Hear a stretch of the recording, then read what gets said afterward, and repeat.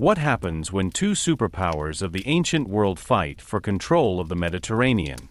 This is exactly what we are talking about today. The Punic Wars, one of the most dramatic and consequential conflicts in history.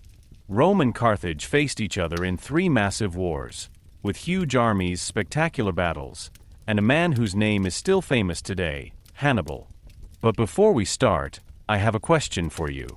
Do you think that Rome would still have become so powerful without Hannibal, or was it precisely this war that made Rome the empire we know today? Be sure to write your opinion in the comments. I'm curious to see how you see it. And if history fascinates you, feel free to leave a like and subscribe to the channel so that you don't miss any other exciting topics from antiquity and world history. Then let's travel back together to a time when Rome was not yet invincible, and Carthage was one of the most powerful cities in the world. Chapter 1. Introduction. Why the Punic Wars are so important. When we look back at the history of antiquity today, many people first think of the mighty Roman Empire, legions, emperors, monumental buildings, and a rule that extended over large parts of Europe, North Africa, and the Middle East. But Rome has not always been the undisputed superpower it appears to be today. There was a time when his rise was by no means certain. On the contrary, more than once Rome was at a point where its future was uncertain. This is exactly where the Punic Wars come into play. They were not just three military conflicts between two states. They were a decades-long decisive battle between Rome and Carthage, two completely different powers, both claiming to be the leading force in the Mediterranean. The significance of the Punic Wars therefore lies not only in the battles themselves, but above all in their consequences. For it was in these wars that it was decided which power would determine the political, economic, and military order of the ancient world in the future. If Carthage had emerged victorious, the history of Europe, North Africa, and perhaps even the entire Western world would have developed completely differently. The fact that Rome triumphed instead was one of the great turning points in history. To understand why these wars were so significant, one must first understand who the two adversaries were in the first place. On the one side was Rome, an aspiring republic that had initially expanded its power mainly on the Italian mainland. Rome was ambitious, disciplined, and politically stable enough to cope with setbacks. His strength lay in his organization, in his ability to mobilize citizens and allies for military service, and in his indomitable will to see defeat not as an end but as an incentive. On the other side was Carthage, a rich trading metropolis on the North African coast, in the area of today's Tunisia. Carthage was a maritime power whose prosperity was based on trade, colonies, and a strong fleet. It had enormous economic resources, extensive trade relations, and spheres of influence in North Africa, Sardinia, Corsica, parts of Sicily, and later Spain. This initial situation alone makes it clear how extraordinary this conflict was. This was not simply a clash of two neighboring empires, but two very different models of power. Rome was a land-based military power with growing territorial control. Carthage, on the other hand, was a maritime and trading empire whose strength lay in prosperity, navy, and strategic control of important trade routes. One state gradually expanded on land, the other dominated large parts of the Western Mediterranean through shipping and trade networks.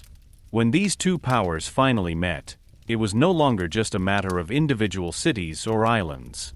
It was about the question of which political model and which military order would determine the future. But the Punic Wars were also so important because they transformed the Mediterranean into an area of enormous upheaval. Before these wars, the world of the Mediterranean was politically fragmented. There were numerous empires, city-states, and regional powers, each vying for influence. After the end of the Punic Wars, this diversity was greatly reduced. Rome was not only victorious, but subsequently developed into the dominant force of the Western Mediterranean. The path to the world empire was basically only really opened up by this. So one can say, without the Punic Wars, the later Roman Empire would probably never have existed in its known form. The historical significance of these conflicts is particularly impressive in the Second Punic War and in the figure of Hannibal. Hardly any other military leader of antiquity has such a legendary reputation as Hannibal Barcus. His name is still associated with boldness, strategy, and military genius. His expedition across the Alps with an army, and even with war elephants, is one of the most famous undertakings in world history. This episode alone makes it clear how extraordinary this conflict was. Hannibal succeeded in plunging Rome into an existential crisis.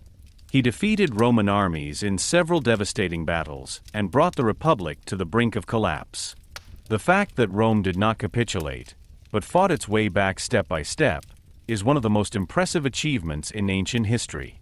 This toughness, this perseverance, and this ability to regenerate became a trademark of Roman politics and help explain why Rome was later able to establish such a long-lasting empire.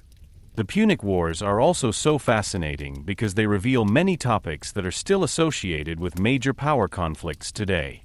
It was about trade routes, resources, geopolitical control, alliances, economic strength, and military innovation. The battle for Sicily, which triggered the First Punic War, was much more than a local dispute. The island was strategically located between Italy and North Africa and was a key area in the Western Mediterranean. Those who controlled Sicily gained influence over trade, supplies, and military movements. The situation was similar later with Spain, which became an important center of power and raw materials for Carthage.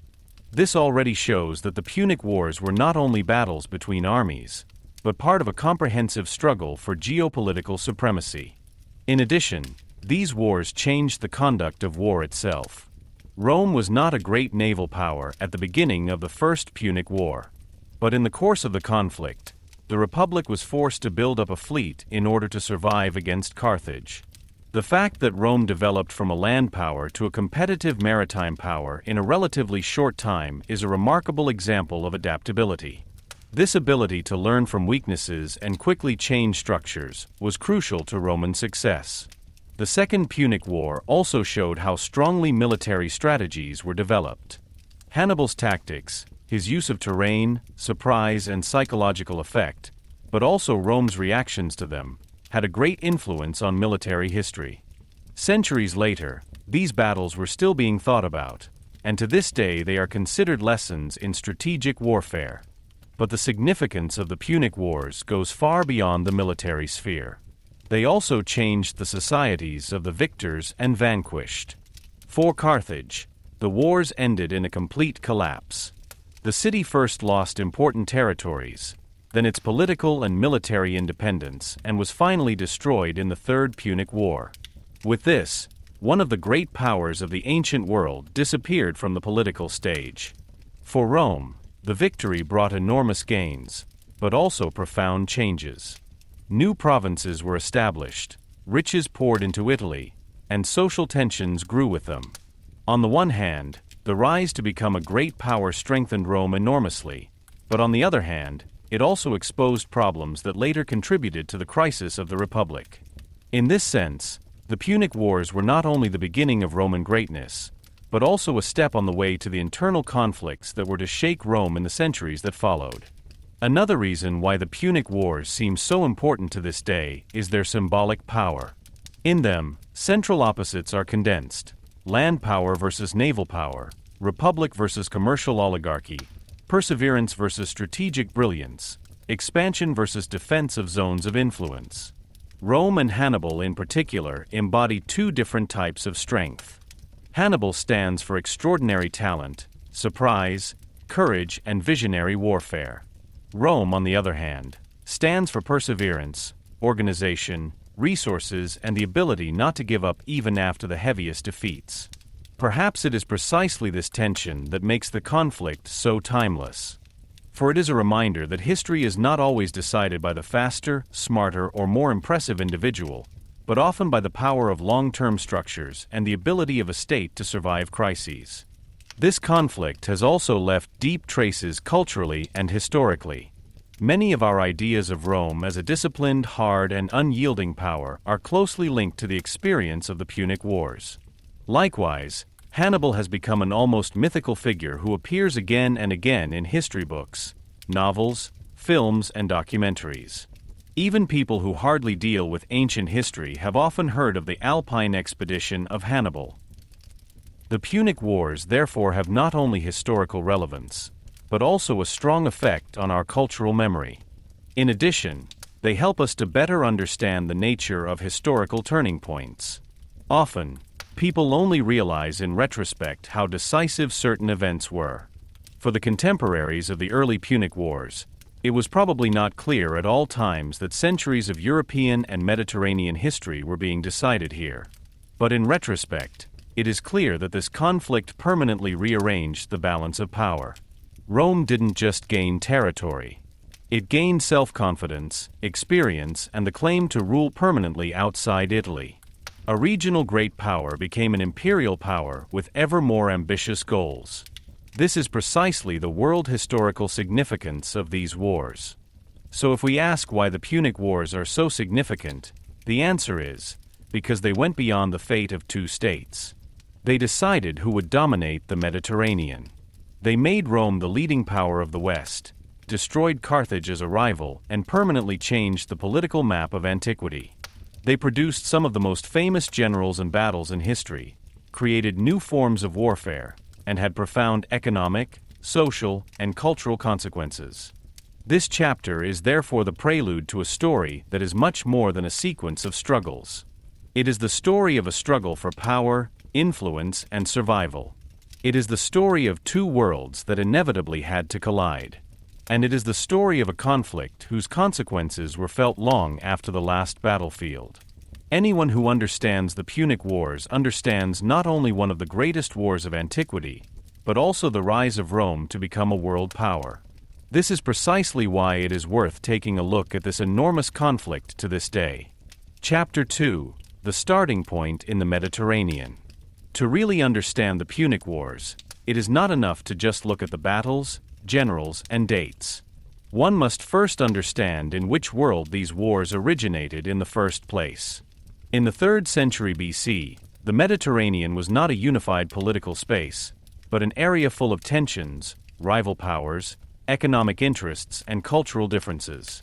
Various empires, city-states, and peoples fought for influence, trade routes, raw materials, and military security. Rome and Carthage were therefore not isolated from each other, but were part of a much larger political landscape. It is precisely this starting point that makes it clear why a conflict between the two powers became not only possible, but almost inevitable in the long run. Even then, the Mediterranean was much more than just a sea. It was the most important traffic artery of the ancient world. Whoever ruled the Mediterranean, or at least controlled important parts of it, had access to trade, communications, military movement, and political alliances. Cities and empires that lay on its coasts could transport goods, people, and ideas faster than overland. Ports were therefore of enormous importance. Grain, metals, wine, oil, ceramics, textiles, timber, and many other goods were traded across the Mediterranean. At the same time, however, the sea was also a space of competition. Trade power meant wealth, and wealth in turn meant political and military strength. No wonder, then, that tensions increased in the Western Mediterranean as Rome and Carthage became more and more powerful. If you look at the political map of that time, you can see a world that was in constant change. In the Eastern Mediterranean, the consequences of Alexander the Great's conquests were still having an effect. After his death, his vast empire had disintegrated into several Hellenistic kingdoms. These empires, such as Ptolemaic Egypt, the Seleucid Empire, or Macedonia, were important forces, but they were more concentrated in the Eastern Mediterranean. In the West, the situation was different. There was not a single outstanding power there, but a coexistence of zones of influence. Greek colonies, native tribes, local rulers, and major powers coexisted. It was precisely in this area that Rome and Carthage developed into the decisive competitors. Carthage was already an established great power at that time. The city was originally founded by Phoenicians and had developed over centuries into a rich center of trade. Its location on the North African coast was strategically ideal. From there, it was able to control important sea routes and communicate with many regions of the Mediterranean. Carthage was not just a single city, but the center of an extensive network of trading posts, colonies, and dependent territories. Carthage had great influence, especially in the western Mediterranean. It ruled parts of North Africa, Sardinia, Corsica, the Balearic Islands, and areas of Sicily. Later, strong interests in Spain were added. Carthage's power was based primarily on economic strength and its fleet. Carthage was a maritime power, and that was an invaluable advantage in a Mediterranean world. Rome, on the other hand, initially did not focus on the sea, but on land. The Roman Republic had arisen in Italy and had expanded there step by step. Through wars, alliances, and political integration, Rome had succeeded in bringing ever larger parts of the Apennine Peninsula under its control. This process was lengthy and often violent, but in the end there was an amazingly stable system of rule. Rome had not simply destroyed many Italic peoples, but integrated them into an alliance system. Some were given rights, others had to provide troops or accept political dependence. In this way, a power apparatus emerged that provided Rome with enormous military reserves. This strength may have been less visible at first glance than the vast trade networks of Carthage, but it was extremely dangerous for any adversary in the long run. Rome was able to mobilize new soldiers again and again and cope with defeats better than many other states. It was precisely this difference between Rome and Carthage that decisively shaped the initial situation. Carthage was rich, widely networked, and superior at sea. Rome was militarily tough, expansive, and already exceptionally strong on the Italian mainland. As long as the two powers operated in different areas, a direct clash was not mandatory. But as both sides continued to expand, the gap between their interests narrowed more and more. At the latest, where their zones of influence touched, tensions were bound to arise. This point of contact was above all Sicily. At that time, Sicily was one of the most important areas in the western Mediterranean. The island was centrally located between Italy and North Africa, close to important sea routes and rich in agricultural resources. Whoever controlled Sicily could influence trade, military movements, and access between east and west. No wonder that several powers were interested in this island. However, Sicily was by no means politically uniform. In the east of the island were Greek cities such as Syracuse, which had a long history and their own claims to power. In the west, there were Carthaginian spheres of influence. In addition, there were local conflicts, changes of power, and the constant struggle of smaller actors. It was precisely this fragmentation that made Sicily a dangerous crisis area. There was no stable order there, but an unstable balance that could be disturbed at any time. Southern Italy also played an important role in this situation. Greek cities had founded settlements there for centuries.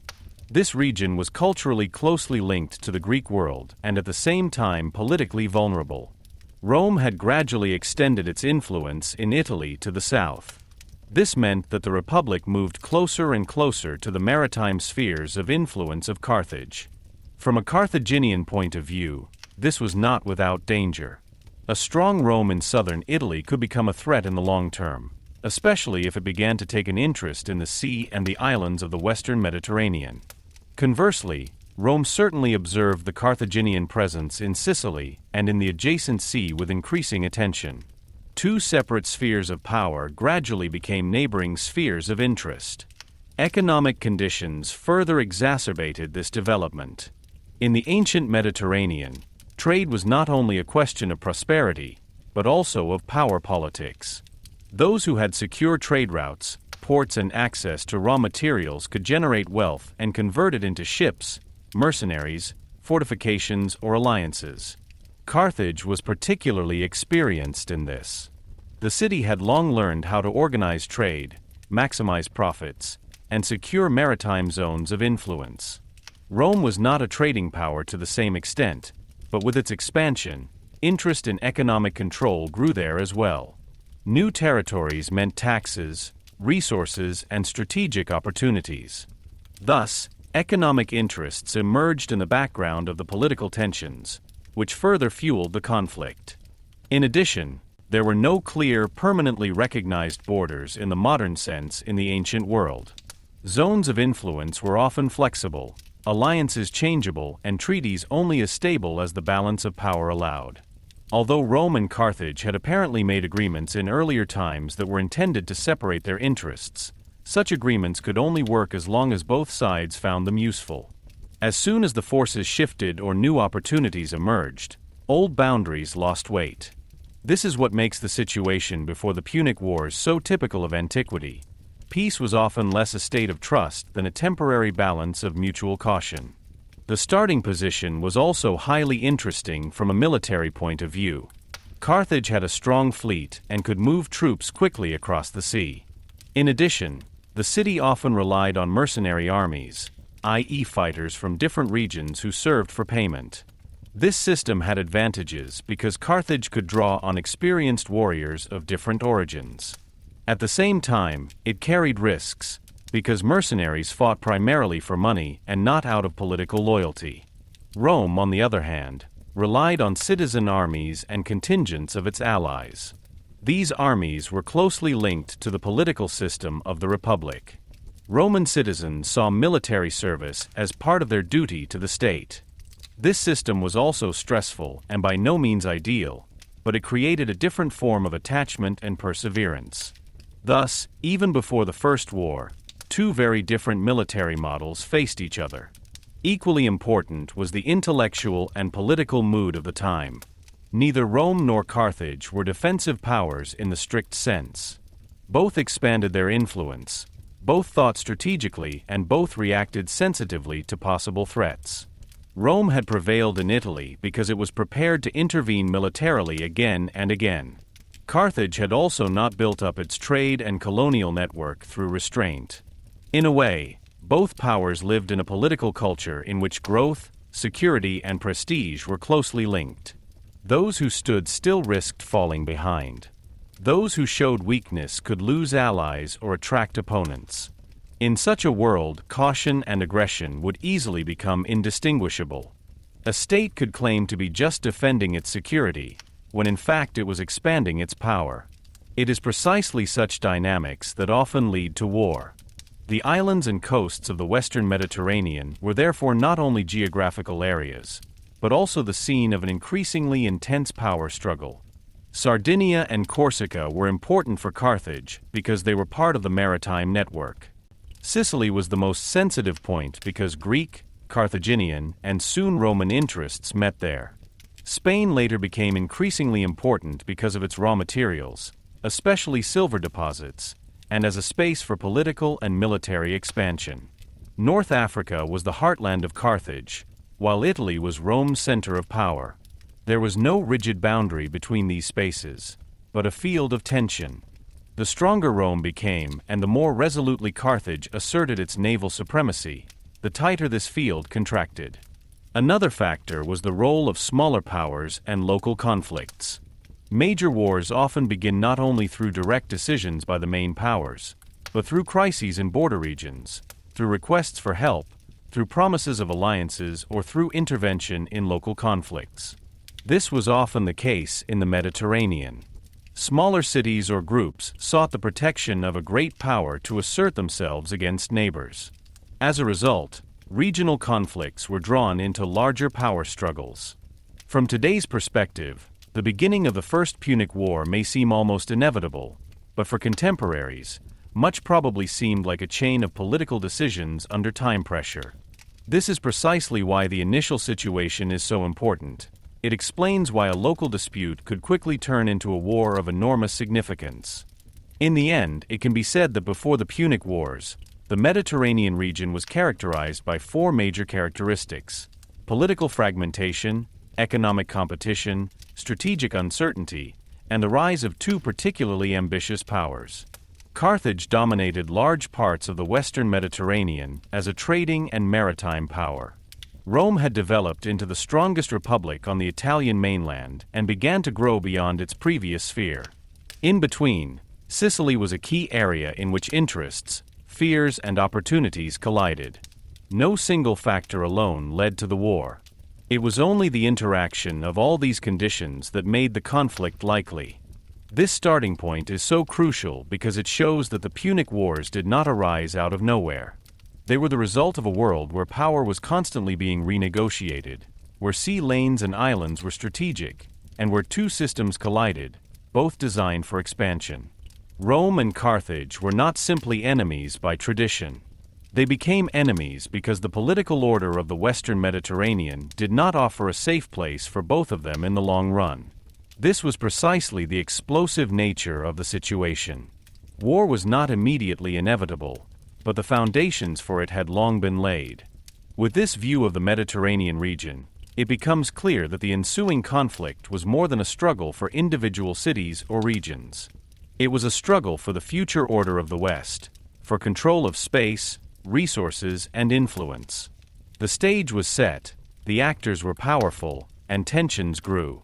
This situation would soon give rise to the First Punic War, and with it a conflict that would change the history of antiquity forever. Chapter 3: Rome and Carthage, Two Powers in Comparison. To really understand the Punic Wars, it is not enough to just look at the events and battles. Above all, one must take a closer look at the two opponents who clashed in this decades-long conflict.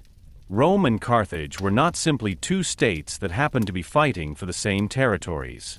They differed in almost everything: in their history, their political order, their economy, their self-image, and their way of waging war. It was precisely these differences that made their contrasts so profound. For in the Punic Wars, not only two armies faced each other, but two very different models of power. In the 3rd century BC, Rome was an emerging republic whose strength came from the mainland. The city had grown over centuries and had gradually developed from a local power in central Italy to a dominant force on the entire Apennine Peninsula.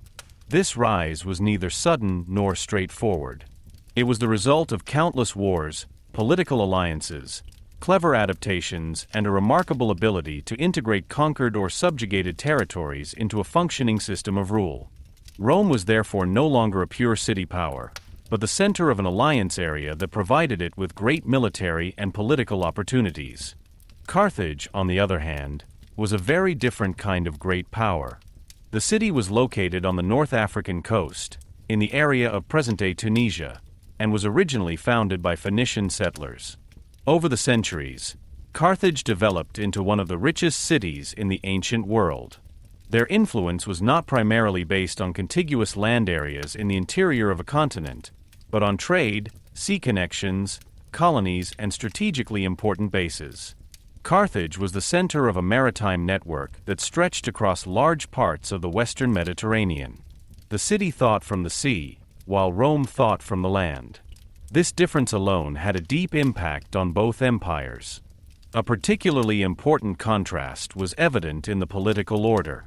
Rome was a republic in which various offices, assemblies, and committees were intertwined. This republic was by no means democratic in the modern sense, because political power was in the hands of a relatively small ruling class, especially the nobility. Nevertheless, the Roman system was designed to distribute power, limit offices in time, and carry out political competition within certain rules. The highest magistrates, the consuls, were elected annually. The Senate played a central role in foreign policy and financial decisions. In addition, there were popular assemblies, which also had political significance depending on the area. This system was complex, often conflictual, and not always fair, but it had an astonishing stability. Especially in times of crisis, it became clear that Rome could make political decisions without being dependent on a single person.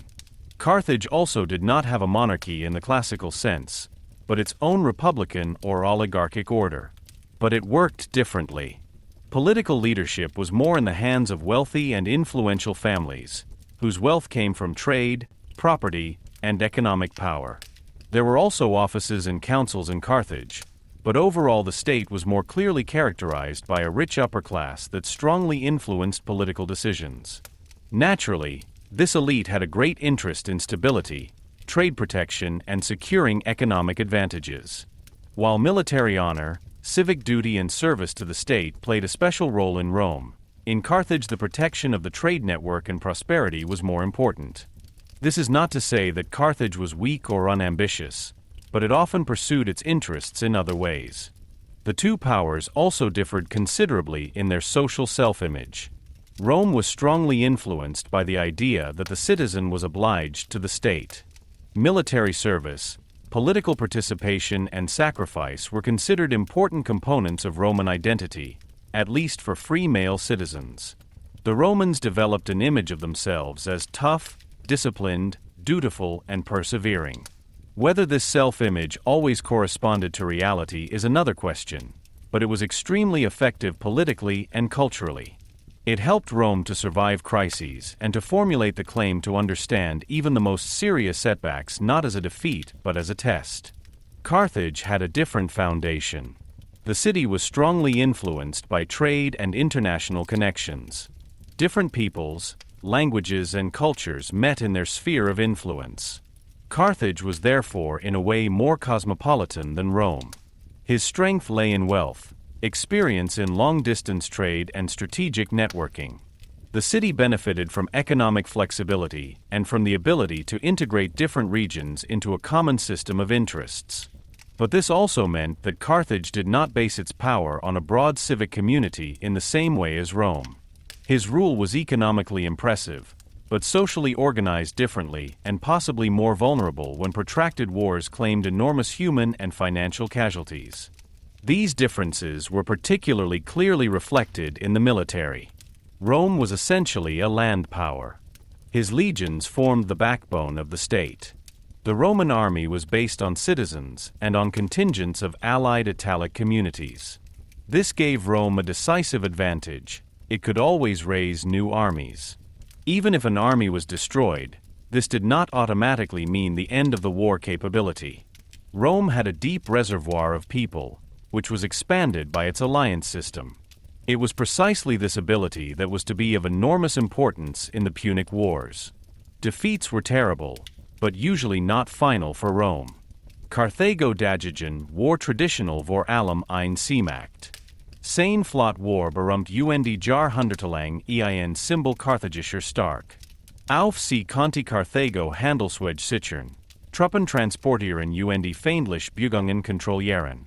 In einer Welt, in der das Mittelmeer der wichtigste Verkehrsraum war, bedeutet ein stark Flot einen gewaltigen strategischen Vorteil. Zu Beginn der Auseinandersetzung mit Rom war Carthago hier deutlich überlegen. Die Römer hatten war Erfahrungen Land, aber auf sie waren es zunächst weit weniger entwickelt. Das Rom später denig zur Seemacht ward, seit, wie anpassungsfähig die Republik war, doch am Anfang war der Unterschied deutlich. The composition of the armies was also different. In many cases, Carthage relied on mercenaries and troops from dependent or allied territories.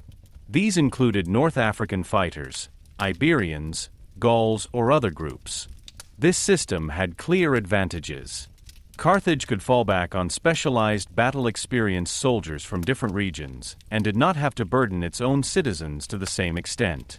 Especially under capable generals, an extremely powerful army could emerge from this. But the mercenary system also brought risks. It was expensive, dependent on financial stability, and did not rely on the same civic loyalty as the Roman legions. If there was no pay or political crises arose, this form of military power could become problematic. Another important difference lay in the way both powers expanded. Rome usually extended its rule gradually and territorially. When Rome subjugated a territory or incorporated it into its alliance system, a relatively close political and military bond often developed. This did not mean that Rome ruled softly. On the contrary, the Republic was able to act brutally and ruthlessly. But in the long term, it often looked for ways to integrate territories into its power apparatus. This created a web of duties, rights, and dependencies that made Rome exceptionally resilient. Carthage often followed a different model. His power was based more on zones of influence, trading bases, tribute revenues, and maritime control. This was logical and successful for a maritime power, because you didn't have to completely dominate every region territorially in order to benefit economically and strategically. Port cities, islands, coastlines, and trade agreements could be enough to build up a large network. But in a protracted power struggle with an expansive land power like Rome, this model could reach its limits. Where Rome firmly enclosed territories and used people directly for military purposes, Carthage relied more on economic dominance and flexible influence. Culturally, too, the two powers were somewhat alien to each other. Rome was deeply rooted in the Italian world and developed a strong self-image as an ordering, disciplining, and military community. Carthage originated from the Phoenician tradition and was closely linked to the trading culture of the Western Mediterranean. Religion, language, social structure, and political memory differed significantly. Such cultural differences alone do not cause war, but they do influence how states perceive each other. Rome could easily see Carthage as a foreign, rich, and dangerous maritime power. Carthage could see in Rome an aggressive, constantly expanding state, whose rise was bound to become threatening in the long run. Mistrust thus arose not only from concrete interests, but also from mutual images of the enemy. It is also striking that both powers were strong in different ways. Carthage seemed more brilliant at first glance. It was rich, experienced in international trade, maritime superior, and present in large parts of the Western Mediterranean. In some respects, Rome seemed rougher, less elegant, and initially more regional. But beneath this surface, Rome possessed an extraordinary structural strength. The Republic was able to absorb setbacks because its power was not based solely on money or navy, but on a broad system of citizens, allies, political institutions, and military mobilization. Carthage was impressively strong, but Rome was tougher. It was precisely this toughness that would later become decisive.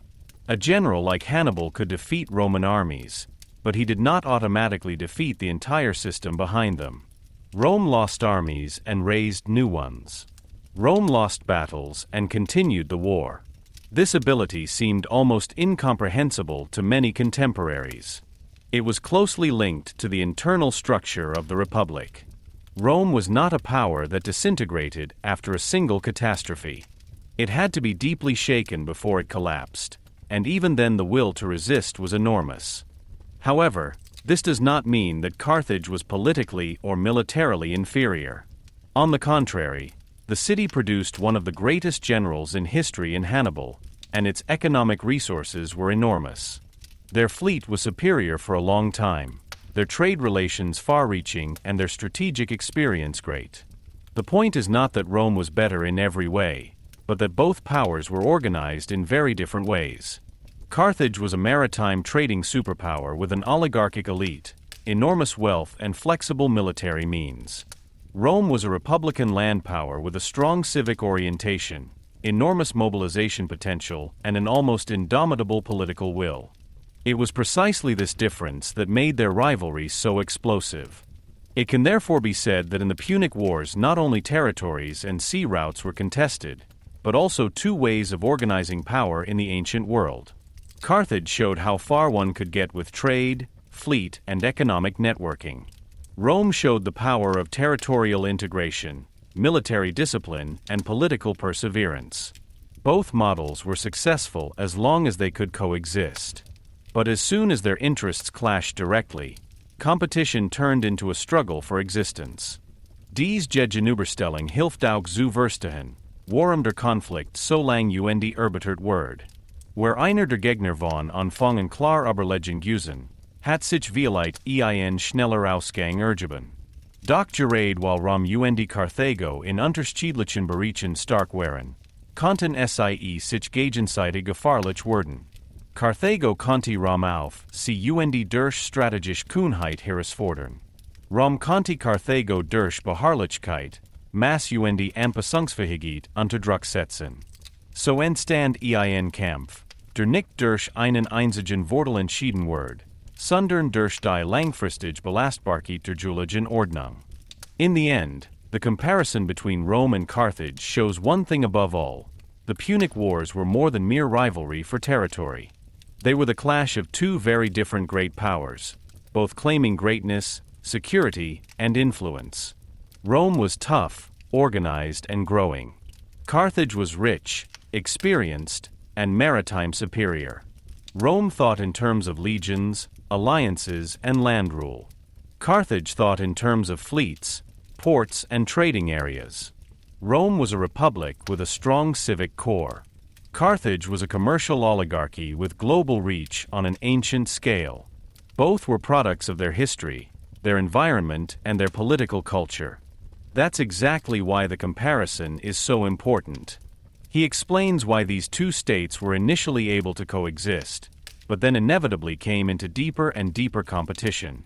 He shows that their opposition was not based on chance, but on two different forms of power that could not dominate permanently side by side in the Western Mediterranean.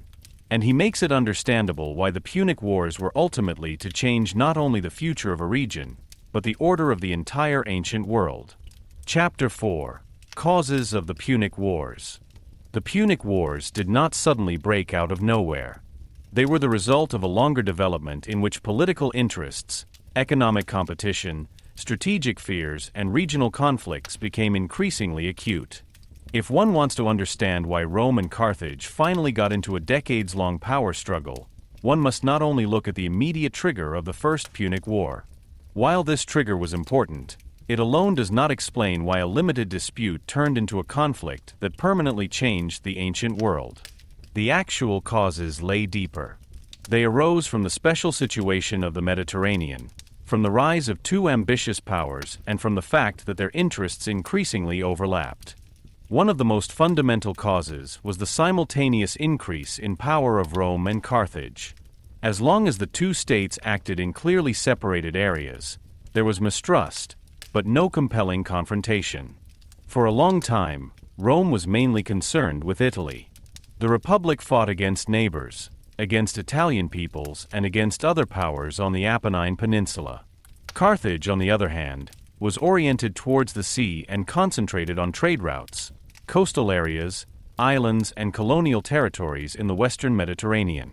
In this phase, both powers were strong, but their centers of gravity were not yet directly on top of each other. Over time, this changed. Rome expanded further and further south, thus approaching the maritime zones of influence of Carthage. At the same time, Carthage maintained its position in Sicily and in other key regions of the Western Mediterranean. The more successful both became, the smaller the gap between their interests became. It is precisely this point that is decisive. Often, a major war arises not because two powers are natural archenemies from the beginning, but because their growth eventually pushes them into the same spaces. That's exactly what happened here. After the subjugation of large parts of Italy, Rome was no longer a regional city power, but a major state to be taken seriously. Carthage, on the other hand, could not secure its position as the leading trading and maritime power in the Western Mediterranean without retaining influence on important islands and coastal areas. Between Italy and North Africa lay Sicily, a strategically outstanding island. It was there that Roman and Carthaginian interests began to come into contact. Spatial proximity turned into political tension, and political tension finally gave rise to open war. Sicily was therefore one of the most important causes of the Punic Wars. In the 3rd century BC, the island was not a unified state, but an area with Greek cities, Carthaginian spheres of influence, and local power struggles. It was precisely this fragmentation that made them dangerous. If Sicily had been firmly under the control of only one stable power, a clear order might have developed. Instead, the island was a crisis area in which new conflicts constantly flared up. For Carthage, Sicily was of enormous importance because it was close to North Africa, secured trade routes, and served as a bridge in the Western Mediterranean.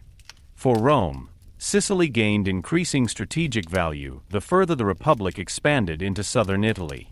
Those who controlled this island could not only achieve economic advantages, but also exert military pressure on the other side. It is important to realize that in the ancient Mediterranean, there were no fixed security zones in the modern sense. If a foreign great power operated in the immediate vicinity, it could quickly be understood as a threat. For Rome, the strong Carthaginian presence in Sicily must have seemed problematic at some point. A naval power that had important bases only a narrow strait from Italy was difficult to ignore in the long run from the Roman point of view. Conversely, Carthage could not remain indifferent if Rome took control of all of southern Italy and thus approached the Carthaginian sphere of interest. Both sides could therefore get the impression that they were acting defensively, when in fact they were actively expanding their position. It is precisely such security dilemmas that are often among the deepest causes of war. In addition to the strategic location, economic competition played an important role. Carthage was a trading power whose wealth was heavily based on control, interconnectedness, and maritime dominance. Ports, islands, shipping routes, and access to raw materials were not mere minor matters for the city, but the basis of its power. Although Rome was initially less focused on maritime trade, economic interests also became increasingly important as its territorial growth. An expanding republic needed resources, revenue, and strategically important spaces. It is therefore too easy to understand the Punic Wars only as military competition. Behind the armies and fleets were economic considerations. Those who dominated the Western Mediterranean gained access to trade flows, taxes, fertile lands, and political influence. The control of Sicily was therefore not only a question of military honor, but also a question of an economic future. In addition, both powers had built very different types of empires, which made communication difficult. Rome often incorporated subjugated territories into a system of alliance and rule based on land power, military availability, and political integration. Carthage relied more heavily on trade, maritime bases, and economic dependencies. This created a contrast not only in the goals but also in the methods. Rome tended to establish security through territorial control and firm ties. Carthage could see security more in the control of sea routes and zones of influence. When two powers with such different ideas of order meet, misunderstandings easily arise. What one side sees as a legitimate way to secure its position appears to the other as a threatening expansion. Another important reason for the outbreak of the Punic Wars was the political culture of both states. Neither Rome nor Carthage were powers that were permanently oriented toward stagnation. Both had elites who were intent on prestige, influence, and securing their position. In Rome, military glory played an enormous role. Leading politicians gained prestige through successful campaigns, victories, and the expansion of Roman influence. Foreign policy and domestic policy were closely intertwined. A successful war could significantly strengthen the position of a family or a politician. This did not mean that Rome started wars lightly, but it explains why decisive intervention was often considered politically attractive. In Carthage, too, the political leadership was not free of power thinking and competition. The elite there had a great interest in preserving the wealth and security of their state. A weakening of Carthaginian positions in Sicily or elsewhere would have had not only strategic consequences, but also economic and domestic political consequences. So it can be said that in both countries there were political incentives to respond to crises with determination rather than leniency. If fear of loss of prestige was added to this, a peaceful solution became more difficult. For great powers often fear not only concrete defeats, but also the impression of weakness. One of the deeper causes is the lack of an overarching order in the Western Mediterranean. There was no authority that permanently regulated conflicts between great powers.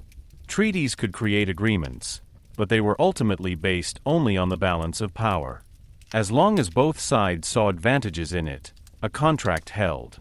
As soon as new developments changed the situation, it lost its binding force. Rome and Carthage had apparently made earlier agreements that were intended to demarcate their spheres of interest from each other. But such agreements could not prevent new situations from generating new conflicts.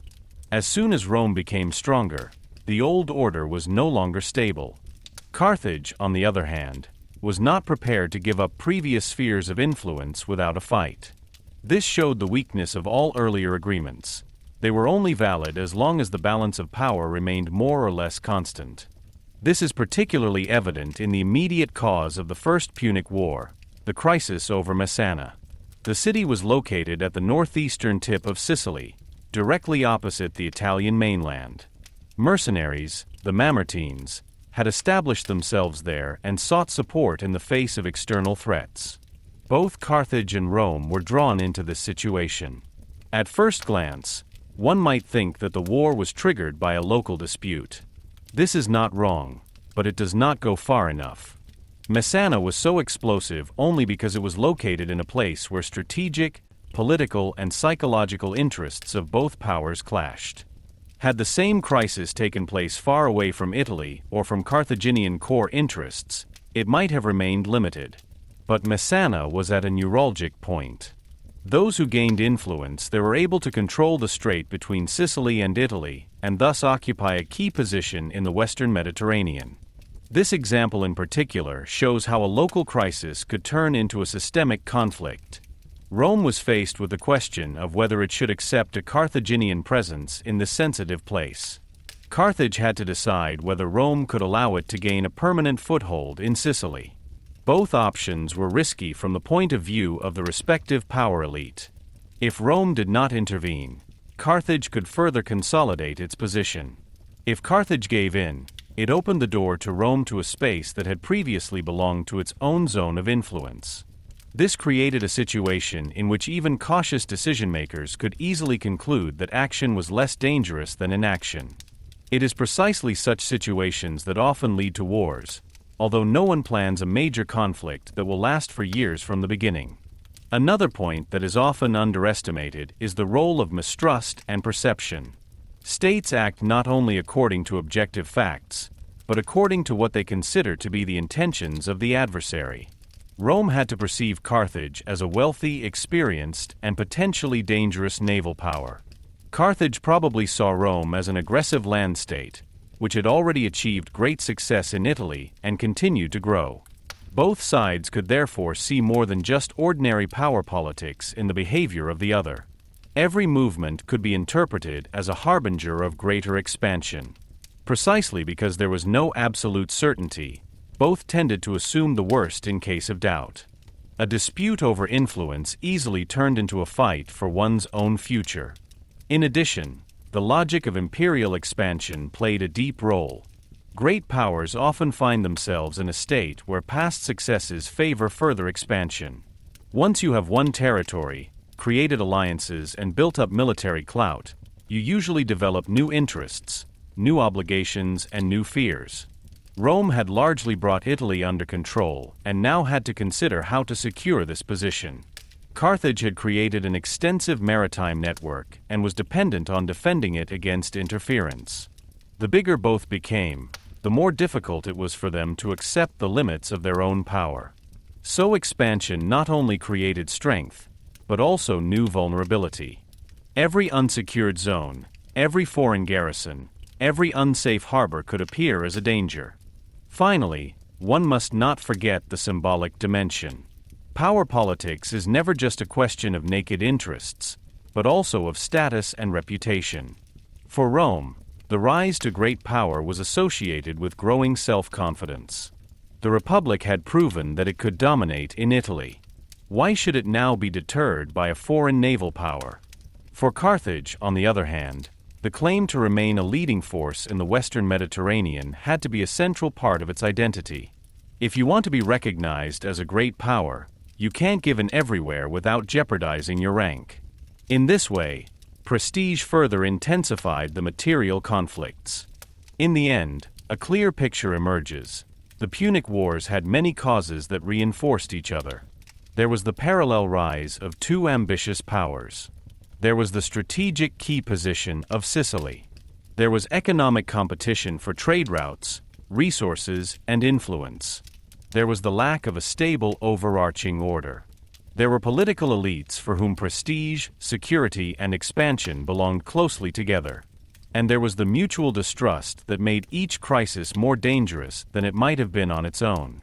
So the First Punic War did not just start because of Messana. This city was only the spark that ignited an already prepared field of tension. The actual causes lay in the structure of the Western Mediterranean and in the development of Rome and Carthage itself.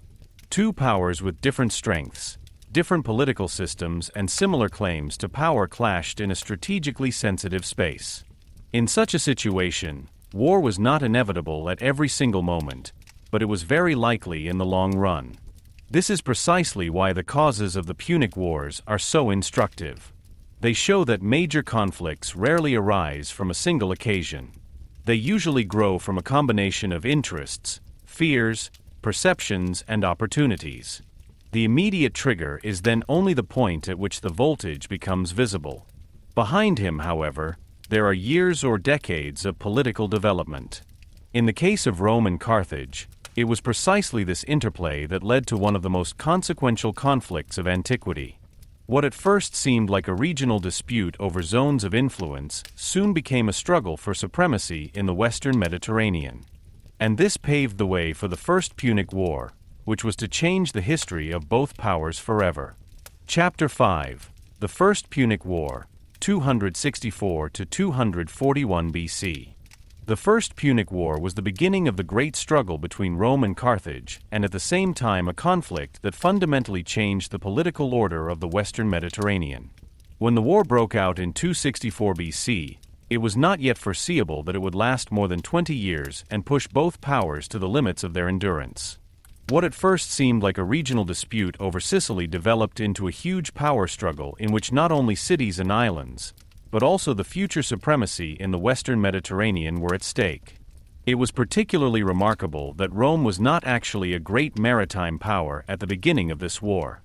Nevertheless, the Republic managed to engage in a long conflict against the experienced maritime empire of Carthage, and even won in the end. This is exactly what makes the First Punic War one of the most amazing chapters in ancient history. The immediate cause of the war was in the city of Messana in northeastern Sicily. This city had been occupied by the Mamertines, a group of Italian mercenaries who had taken control there. When they came under pressure, they sought support from outside. Both Carthage and Rome were confronted with this situation. Carthage was already interested in securing its position in Sicily, because the island was of great strategic importance for Carthaginian politics. Rome, in turn, had to decide whether to allow a stronger Carthaginian presence in the strait between Sicily and Italy. For the Romans, this was a delicate question.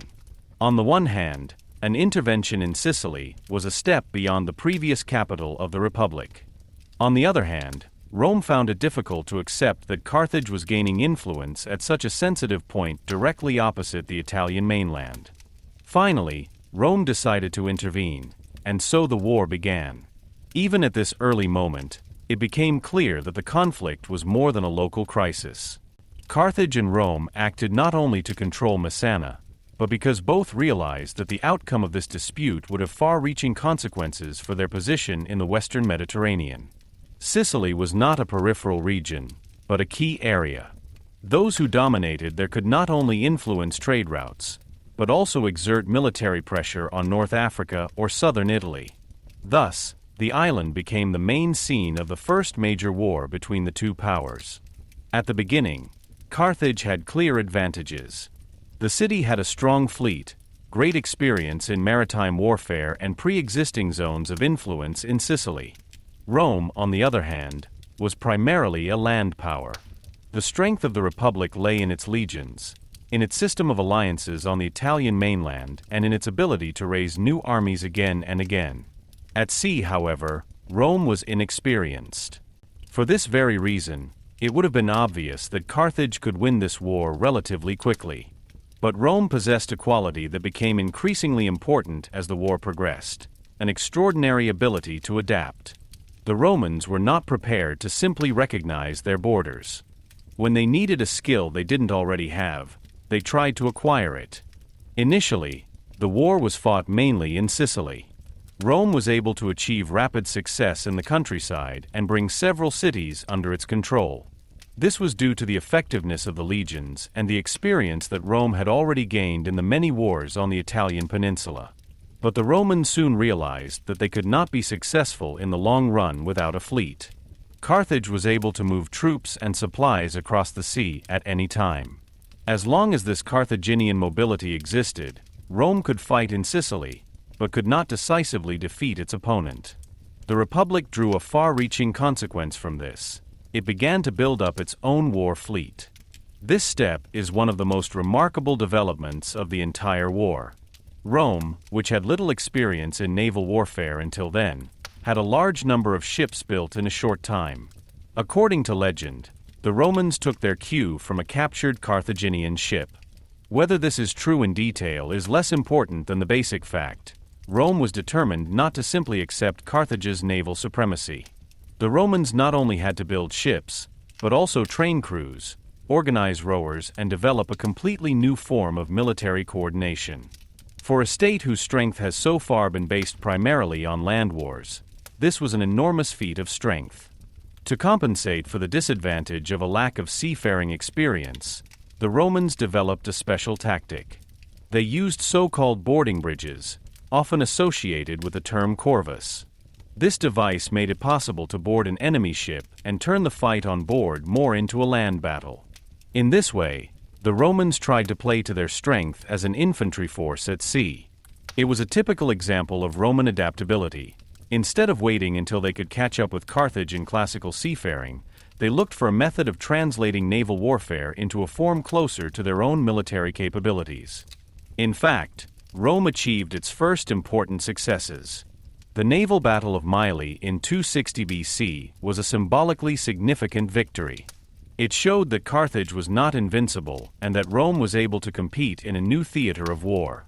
This success had not only a military effect, but also a psychological one. For the Romans, it was proof that they did not have to wage war only defensively. For Carthage, it was a warning signal that the opponent was learning faster than they might have expected. As the war progressed, it became a grueling struggle that was fought on several levels. In Sicily, cities and fortresses changed hands, sieges dragged on, alliances were examined, and both sides had to mobilize new resources again and again. Carthage remained strong at sea and was able to use its mobility. Rome remained dangerous in the countryside and gradually gained experience in the fight against Carthaginian forces. It became increasingly apparent that neither side could decide the war quickly. It is precisely this length of the conflict that is decisive for its historical weight. For it put not only the military strength, but the entire state resilience of both powers to the test. A particularly important period of the war was the Roman attempt to take the fight directly to North Africa. After successes at sea, Rome dared to launch a major offensive against the Carthaginian heartland in 256 BC.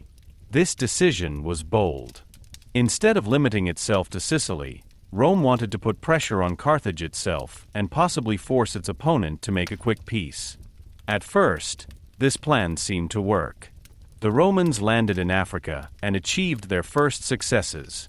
This was a serious threat to Carthage, because now the war was being fought in the immediate vicinity of its own capital. But here it became clear that Rome was also vulnerable. The Carthaginian leadership reorganized its defenses and eventually relied on a Spartan mercenary leader named Xanthippos, who played a decisive role in defeating the Romans. The Roman army in Africa suffered a heavy defeat. Thus, the attempt to quickly decide the war by striking against the Carthaginian heartland failed. This setback was painful for Rome, but it did not lead to the end of the war. Once again, the Roman ability not to accept even heavy defeats as final was demonstrated.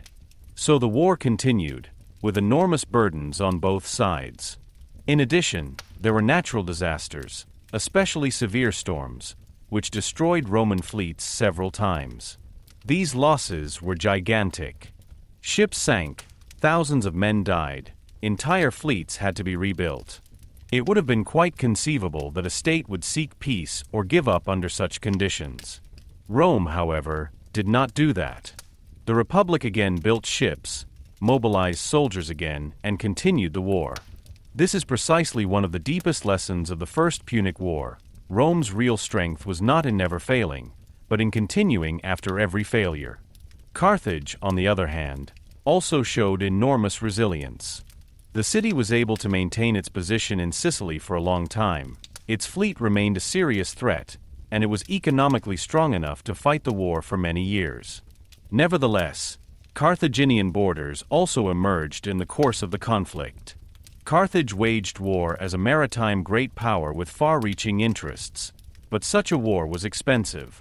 Mercenaries had to be paid, fleets maintained, garrisons supplied, and political decisions coordinated.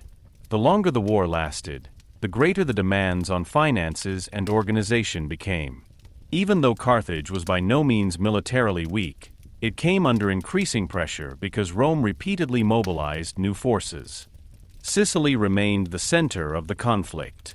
Cities such as Agrigento, Panormos, or Lilybaeum became important locations.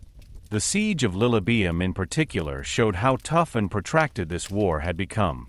Carthage held an important base there, and Rome tried to break it at great expense.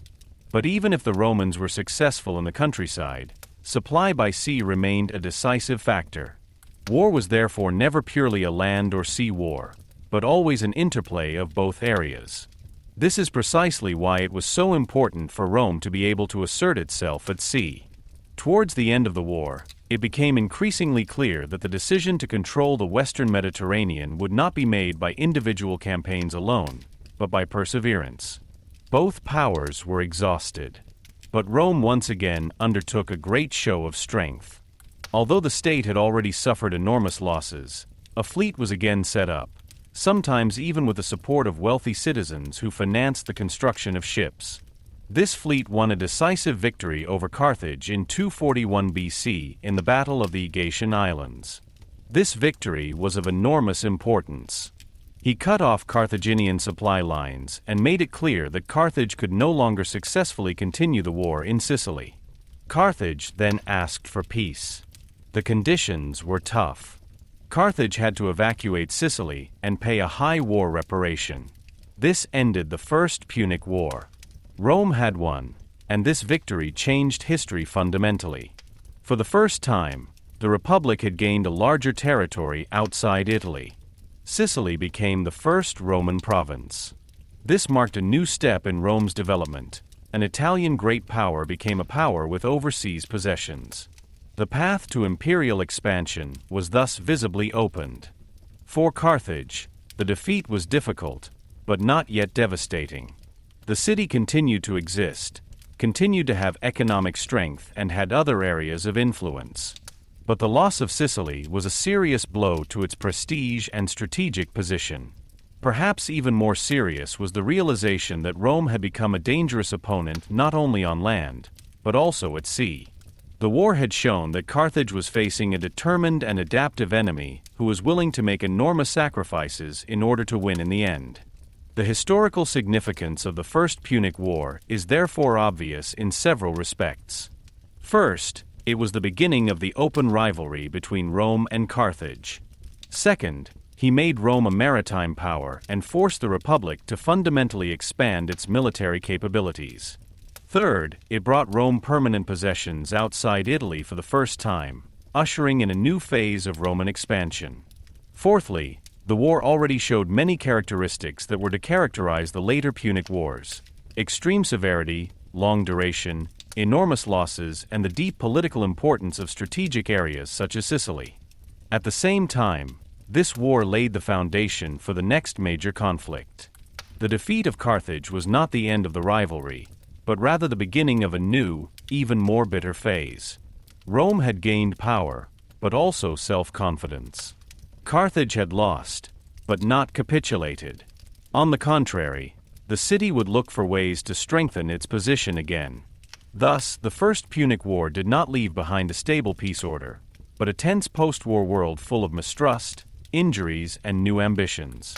In the end, it can be said that the First Punic War was much more than a dispute over Sicily. It was the birth of the great power struggle between Rome and Carthage. It showed for the first time that these two states could not simply exist side by side in the long run without struggling for supremacy in the Western Mediterranean. Rome showed an extraordinary capacity for adaptation and perseverance in this war. Despite the defeat, Carthage showed why it was one of the great powers of antiquity. But the outcome was clear. Rome emerged victorious and thus entered a new epoch in its history. This is precisely why the First Punic War was not only the first of three wars, but already a decisive turning point in the ancient world. Chapter 6: The Naval Battles and Rome's Rise to Naval Power. The First Punic War was not only a battle for Sicily, but also a turning point in Rome's military development. Because in this long and costly conflict, something happened that hardly anyone would have thought possible at the beginning. The Roman Republic, which was originally a pronounced land power, became a serious maritime power. This change was by no means a matter of course. Rome had built up its strength over centuries on the mainland. The legions, the alliance system in Italy, and the ability to raise ever-new armies were the foundations of his power. On the sea, however, Carthage was far superior. This is precisely why the naval battles of the First Punic War are so significant. They show not only military innovation, but also Rome's enormous adaptability. Anyone who wants to understand how Rome was finally able to become the dominant power of the Mediterranean region must understand how the Republic learned to dominate the sea as well. At the beginning of the war, the starting point was clear. Carthage had centuries of experience in shipping, maritime trade, and warfare on the water. His fleet was not only a military instrument, but an expression of an entire political and economic culture. Carthage was shaped by the sea. Its trade routes spanned large parts of the western Mediterranean. Its power was based on port cities, islands, coastal bases, and maritime mobility. Anyone who held such a position for a long time had to possess not only good ships, but also experienced crews, experienced commanders, and a well-rehearsed understanding of wind, currents, maneuvers, and supplies. Carthage had all of that. Rome had little of it at first. At that time, the Romans were primarily soldiers of the country. Their political and military culture was geared towards fighting on foot. The legions were considered disciplined and powerful, especially in open field battles or sieges.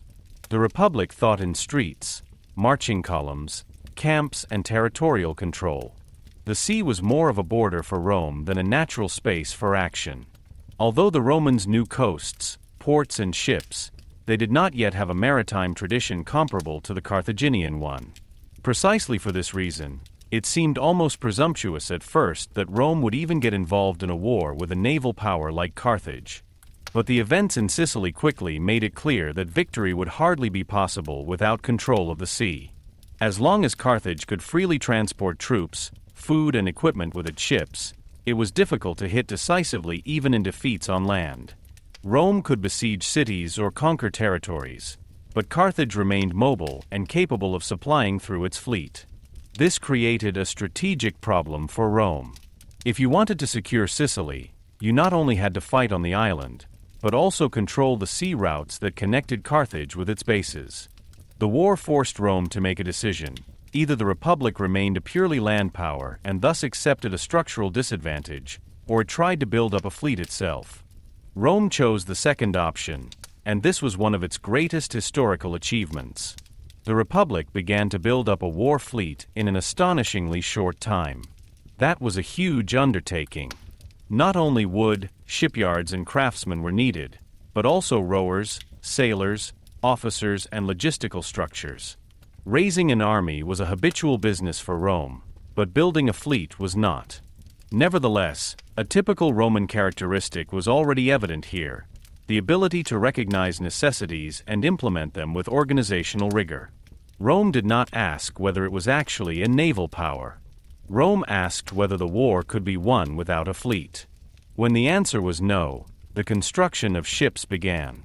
According to tradition, the Romans took their cue from a captured Carthaginian ship, which served as a model.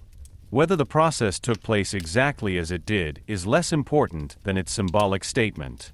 Rome learned by observing, adopting, and adapting. This fits well with Roman history as a whole. The Republic was often successful less through original reinvention than through the ability to absorb foreign techniques or structures and incorporate them into its own power apparatus. This pattern was also evident in fleet construction. What Carthage had built up over a long period of time, Rome wanted to make up for in a shorter period of time, with discipline, organization, and the will to accept losses. Nevertheless, one problem remained: ships alone did not make sea power. Carthaginian crews were experienced in maneuvering, ramming, turning, and the complicated processes of naval warfare. The Romans could not expect to be immediately equal in this field. So they looked for a solution that would showcase their own strengths.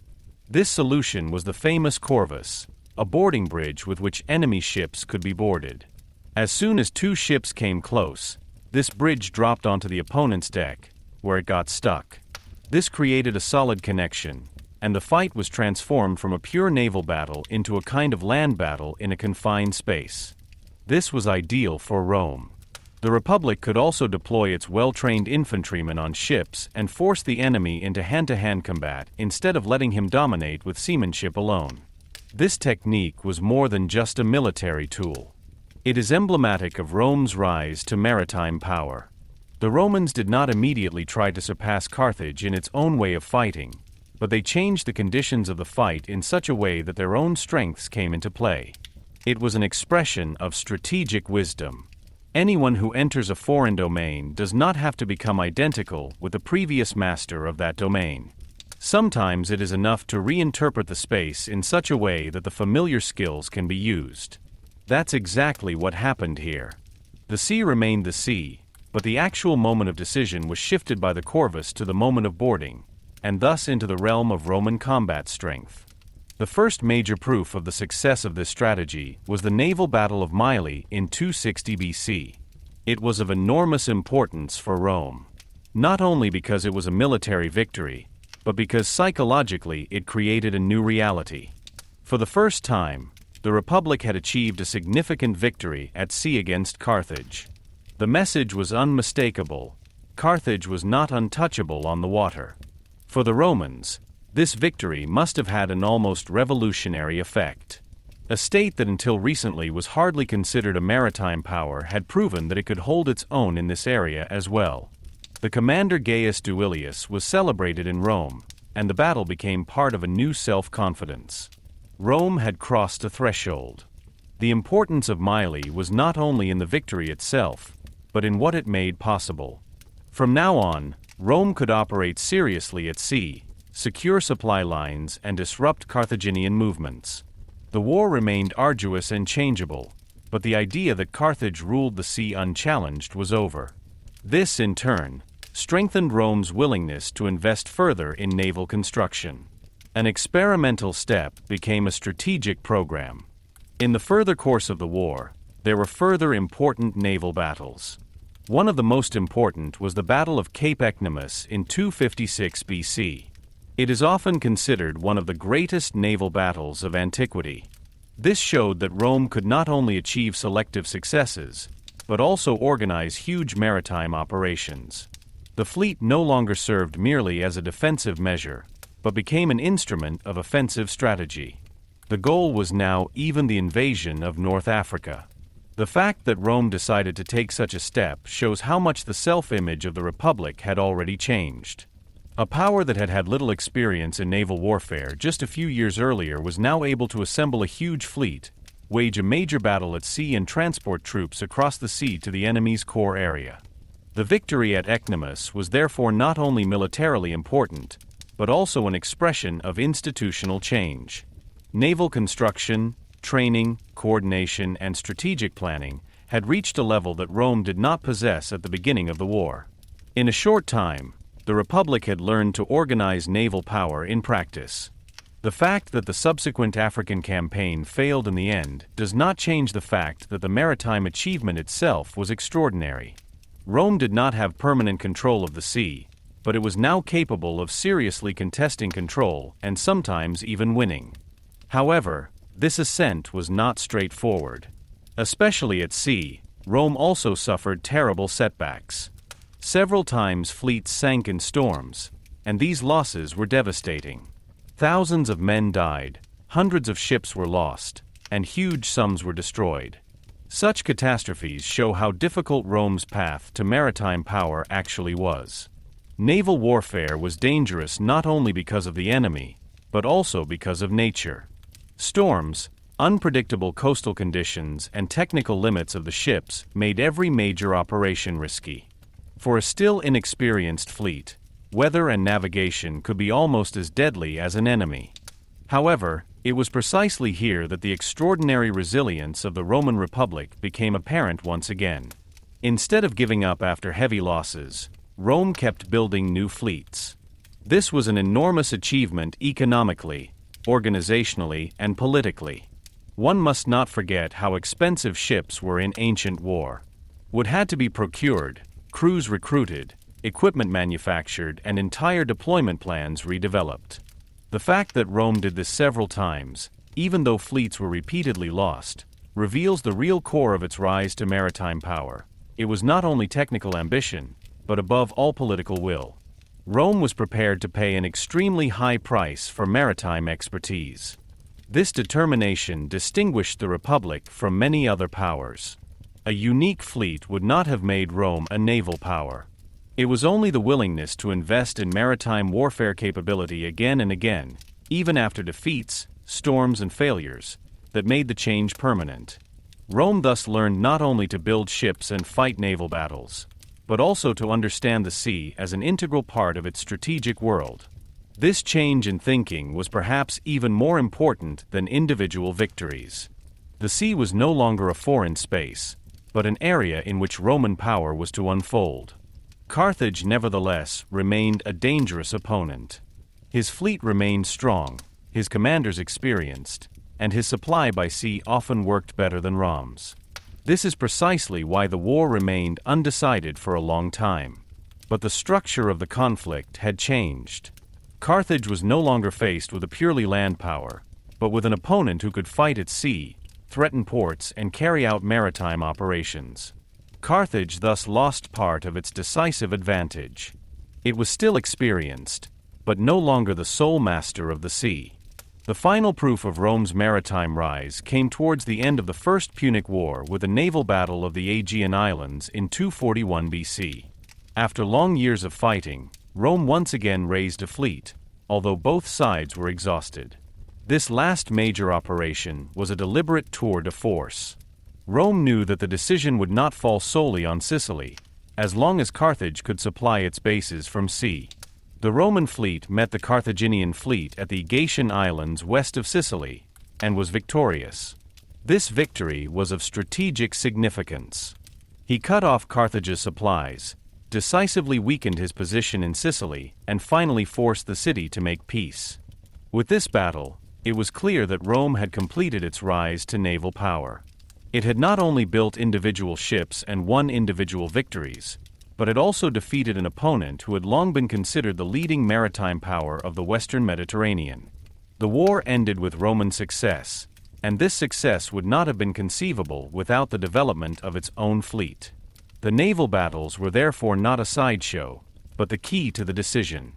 The consequences of this change extended far beyond the First Punic War. Rome had learned that rule in the Mediterranean region could not be secured by land power alone. If you wanted to control islands, coasts, and trading areas, you also had to be able to control the sea. The war against Carthage had forced Rome to recognize this connection, and to draw conclusions from it. This created a basis for later expansion. In the centuries to come, Rome was to control not only Italy, but increasingly large parts of the Mediterranean. Without maritime capabilities, this would hardly have been possible. At the same time, this rise changed the self-image of the Republic. Rome was no longer just a state of the mainland, but an actor in the entire Mediterranean world. The first province outside Italy, Sicily, could only be held permanently because Rome was also able to secure the sea routes. The Republic entered a new phase. It now thought more spaciously, imperially, and strategically comprehensively. The construction of the fleet was therefore not just a military emergency measure, but a step into a new epoch of Roman history. In the end, it can be said that the naval battles of the First Punic War were far more than individual military episodes. They mark a profound change in the power structure of the ancient world. Carthage lost its undisputed special position at sea, and Rome gained the ability to become a dominant power on the water as well. This change was not the result of a single ingenious plan, but a combination of necessity, ingenuity, discipline, and indomitable will. Rome rose to naval power because it was forced, and because it refused to retreat from a new challenge. This is precisely the historical greatness of this chapter. On the sea, not only a part of the First Punic War was decided, but also a piece of the Roman future. With every ship that was built, with every battle that was won or lost, the Republic itself changed. She became bigger in her ambitions, broader in her abilities, and more dangerous for every opponent. The naval battles were therefore not only a means of defeating Carthage, but a step on Rome's path to domination of the Mediterranean. Chapter 7: The End of the First Punic War and Its Consequences. When the First Punic War ended in 241 BC, much more was decided than just who would control Sicily. The peace marked a deep turning point in the history of the Western Mediterranean. After more than 20 years of war, Rome had asserted itself against an experienced naval power and had emerged victorious from a conflict that had initially hardly suited its natural strengths. Carthage, on the other hand, was defeated, but not destroyed. It is precisely in this mixture of Roman rise and Carthaginian humiliation that the special significance of the end of the war lies. The First Punic War did not create a stable new order, but a tense post-war world in which the foundations for the next even greater conflict had already been laid. The immediate reason for the end of the war was the Roman decision to mobilize all forces once again and to raise a new fleet. Both sides were exhausted at this point. The war had cost enormous human lives, devoured enormous sums of money, and burdened the political and military structures of both powers for decades. But Rome was not prepared to simply let the conflict end in an unclear state. The Republic knew that Carthage and Sicily could only be weakened once and for all if the connection to the bases there by sea was interrupted. This is exactly what was achieved in the naval battle of the Aegean Islands. The Roman victory cut off Carthaginian supplies and made it clear that Carthage could no longer successfully continue the war in its previous form. For Carthage, this defeat was a heavy blow because it took place in an area that had long been considered its own domain, the sea. While Carthage continued to be a major naval power, the loss of this decisive battle showed that Rome was now in a position to tip the scales even where Carthage had traditionally been superior. In view of the situation, the Carthaginian leadership decided to negotiate peace.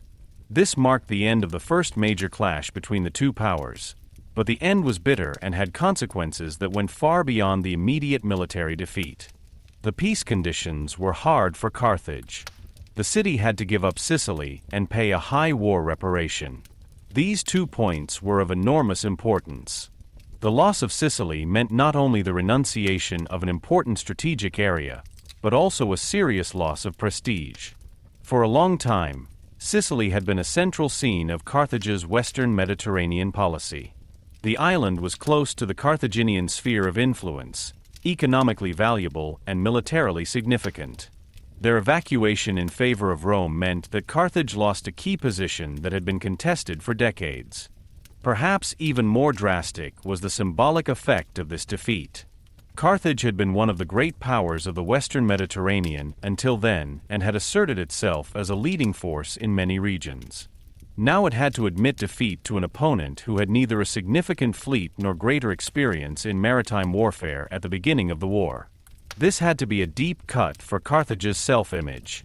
The defeat hit the city not only materially, but also politically and psychologically. A great power that is forced to cede territories and make large payments almost always carries the feeling of an unfinished business. It was precisely this feeling that would later play a decisive role. For Rome, on the other hand, peace was a triumph of importance that can hardly be overestimated. The Republic had not only survived a long and difficult war, but had fundamentally changed its position. For the first time, Rome now possessed a larger area outside Italy.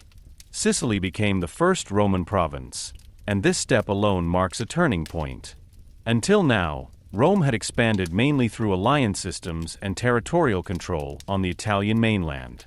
Now it entered a new phase, the direct administration of overseas possessions. This was not only a territorial gain, but a change in the character of Roman rule. Rome was no longer just an Italian great power.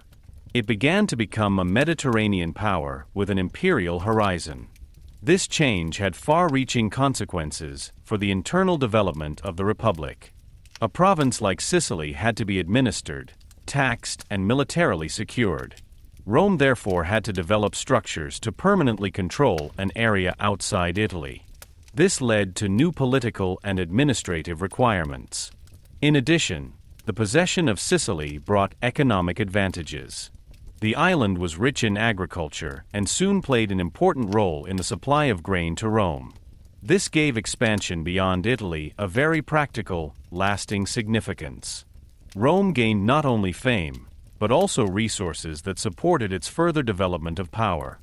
At the same time, Roman self-confidence grew enormously as a result of this victory. The war had shown that Rome could defeat even an opponent the size of Carthage if it was willing to make the necessary sacrifices. This experience was decisive for the political culture of the Republic. It strengthened the conviction that perseverance, discipline, and sacrifice could ultimately force down even seemingly superior opponents. One should not underestimate the psychological value of this success. After the First Punic War, Rome was not only more powerful, but also convinced that it was equal to a much greater historical role. However, the victory also brought problems. Expansion is almost never just a gain, but changes the internal structure of a state. With the growing influence of Rome came new riches, new tasks, and new political tensions to the Republic. Provinces had to be organized, offices adapted, and military presence secured in the long term. The further Rome extended beyond Italy, the more the question of who benefited from the expansion and how the profits were distributed became apparent. Such developments were still in their infancy, but the First Punic War was a decisive step in this direction. It opened the way to a world in which Rome no longer only controlled neighbors, but also administered and exploited distant spaces. For Carthage, the consequences of the defeat were particularly severe because they soon became even more acute. After the war, the city fell into a serious crisis, partly because it had difficulty paying its mercenaries. This led to the so-called Mercenary War, a dangerous internal conflict that massively weakened Carthage. It is precisely this point that shows how deep the burdens of the First Punic War actually were. Carthage had lost the great external war and now had to fight a threatening internal battle. The economic and political costs of the defeat became even more severe. While Rome consolidated the victory, Carthage struggled for stability. In this tense situation, the relationship between the two powers deteriorated further. Rome took advantage of Carthage's weakness and soon took control of Sardinia and Corsica. This development was particularly humiliating for Carthage. For here it was no longer just about the outcome of the actual war, but about a subsequent expansion of Roman advantages at a moment when Carthage was hardly able to act due to internal problems. From a Carthaginian point of view, this must have seemed like political exploitation and abuse of power. The resentment that arose from the defeat of the First Punic War was thus intensified. This is a central reason why the end of the war did not create lasting peace.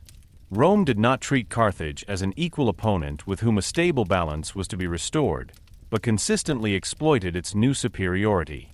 From the Roman point of view, this behavior was quite logical. Those who had won wanted to maximize their own security and weaken the opponent as much as possible. From the Carthaginian point of view, however, this must have seemed like a continued humiliation. Peace, therefore, did not mean reconciliation, but a pause under unequal conditions. The post-war order was characterized by mistrust, bitterness, and power imbalances. Another important effect of the end of the war was the change in the balance of power throughout the Western Mediterranean. Before the First Punic War, Carthage was the dominant maritime power in this region. After peace, this position was broken. Rome had proven that it was a serious force not only on land, but also at sea. This shifted the entire strategic balance. Other states and cities had to take note of the fact that Rome was now able to act beyond Italy. This new perception strengthened the political influence of the Republic far beyond Sicily. Rome was not only perceived stronger, but also differently, as a power that could expand into new spaces and assert itself there permanently. For Carthage, this meant that it had to look for new ways to rebuild its position. This is exactly where the connection between the end of the First Punic War and the prehistory of the Second begins. Carthage was defeated, but by no means destroyed. It continued to retain its African possessions, economic resources, and political capacity. Above all, however, it was forced to develop new perspectives. The focus was increasingly on Spain, where Carthage built up a new center of power under the leadership of the Barcid family, especially Hamilcar Barcas and later Hasdrubal. Spain offered raw materials, new sources of troops, and strategic depth. In a way, Carthage reacted to the losses in the central western Mediterranean by pooling its forces in another region. Thus, the end of the First Punic War became the beginning of new tensions. Rome had won, but Carthage was not permanently eliminated. Instead, the center of gravity of Carthaginian power shifted westwards, especially to the Iberian Peninsula. There, a new basis for Carthaginian strength slowly emerged, and at the same time a new zone of possible conflicts with Rome. The peace order of 241 BC was therefore unstable from the outset, because although it ended a war, it did not resolve the fundamental opposition between the two powers.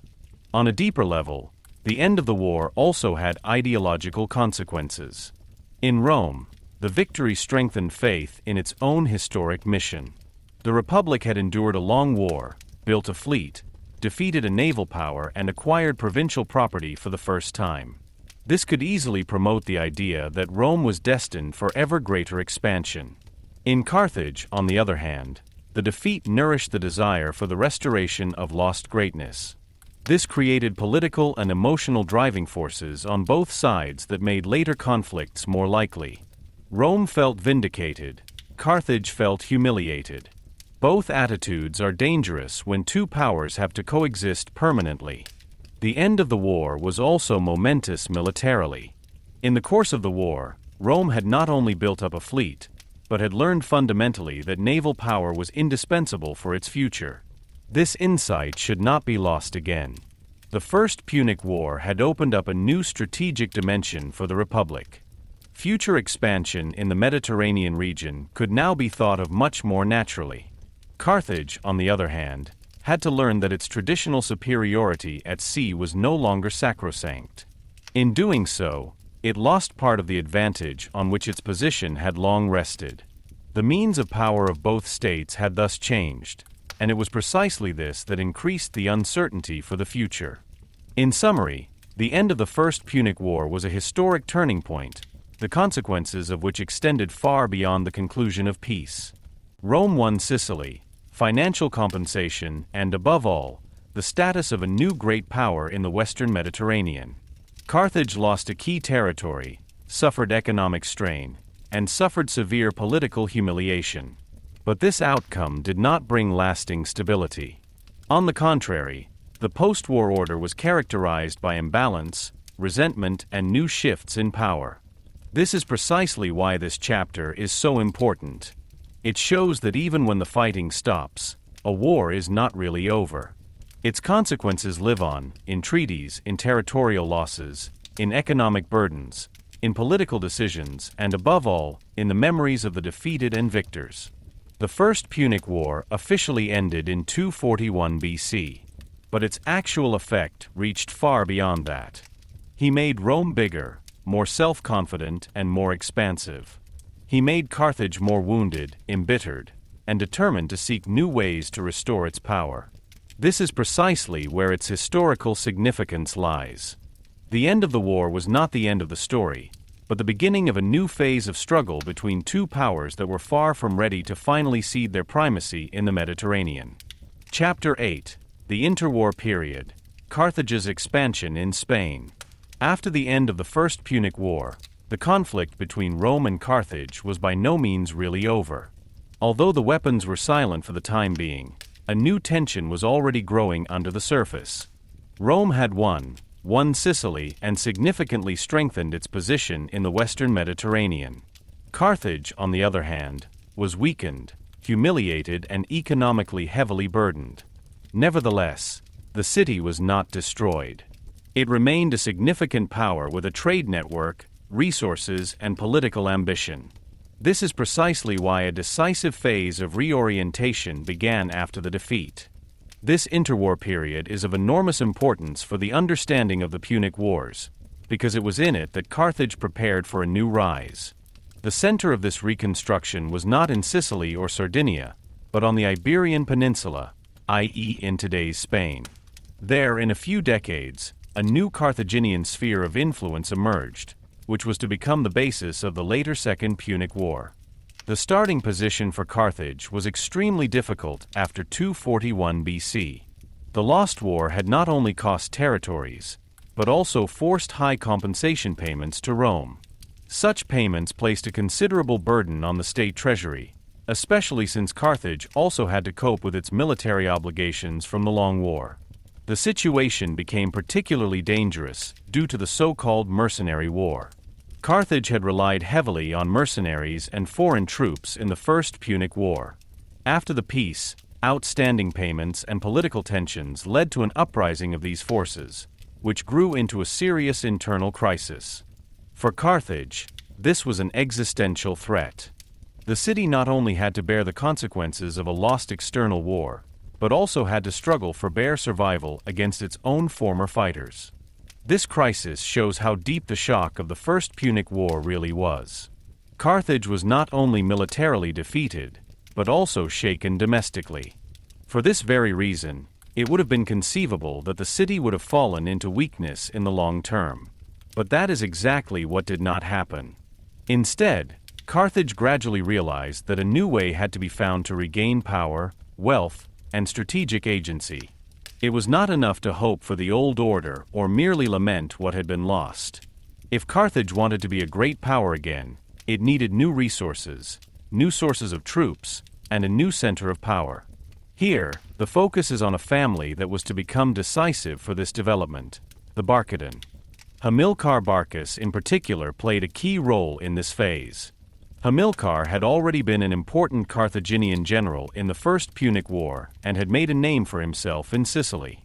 After the end of the war and the overcoming of internal crises, he became the driving force behind Carthaginian expansion into Spain. This was not just about mere conquest in the classical sense.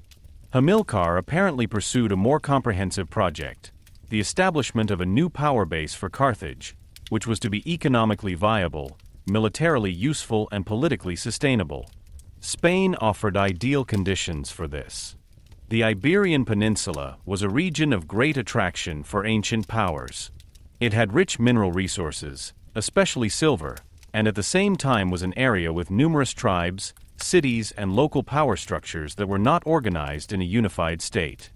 Those who successfully formed alliances, acted militarily, and established economic control, there could gain considerable advantages. Spain was particularly interesting for Carthage because it was able to solve several problems at once. First, it provided access to new revenue streams. Silver and other resources were crucial to strengthen the Carthaginian economy and to be able to pay compensation to Rome. Secondly, Spain provided new recruiting areas for soldiers. Third, the region was far enough away from the immediate Roman sphere of influence to give Carthage room for independent expansion.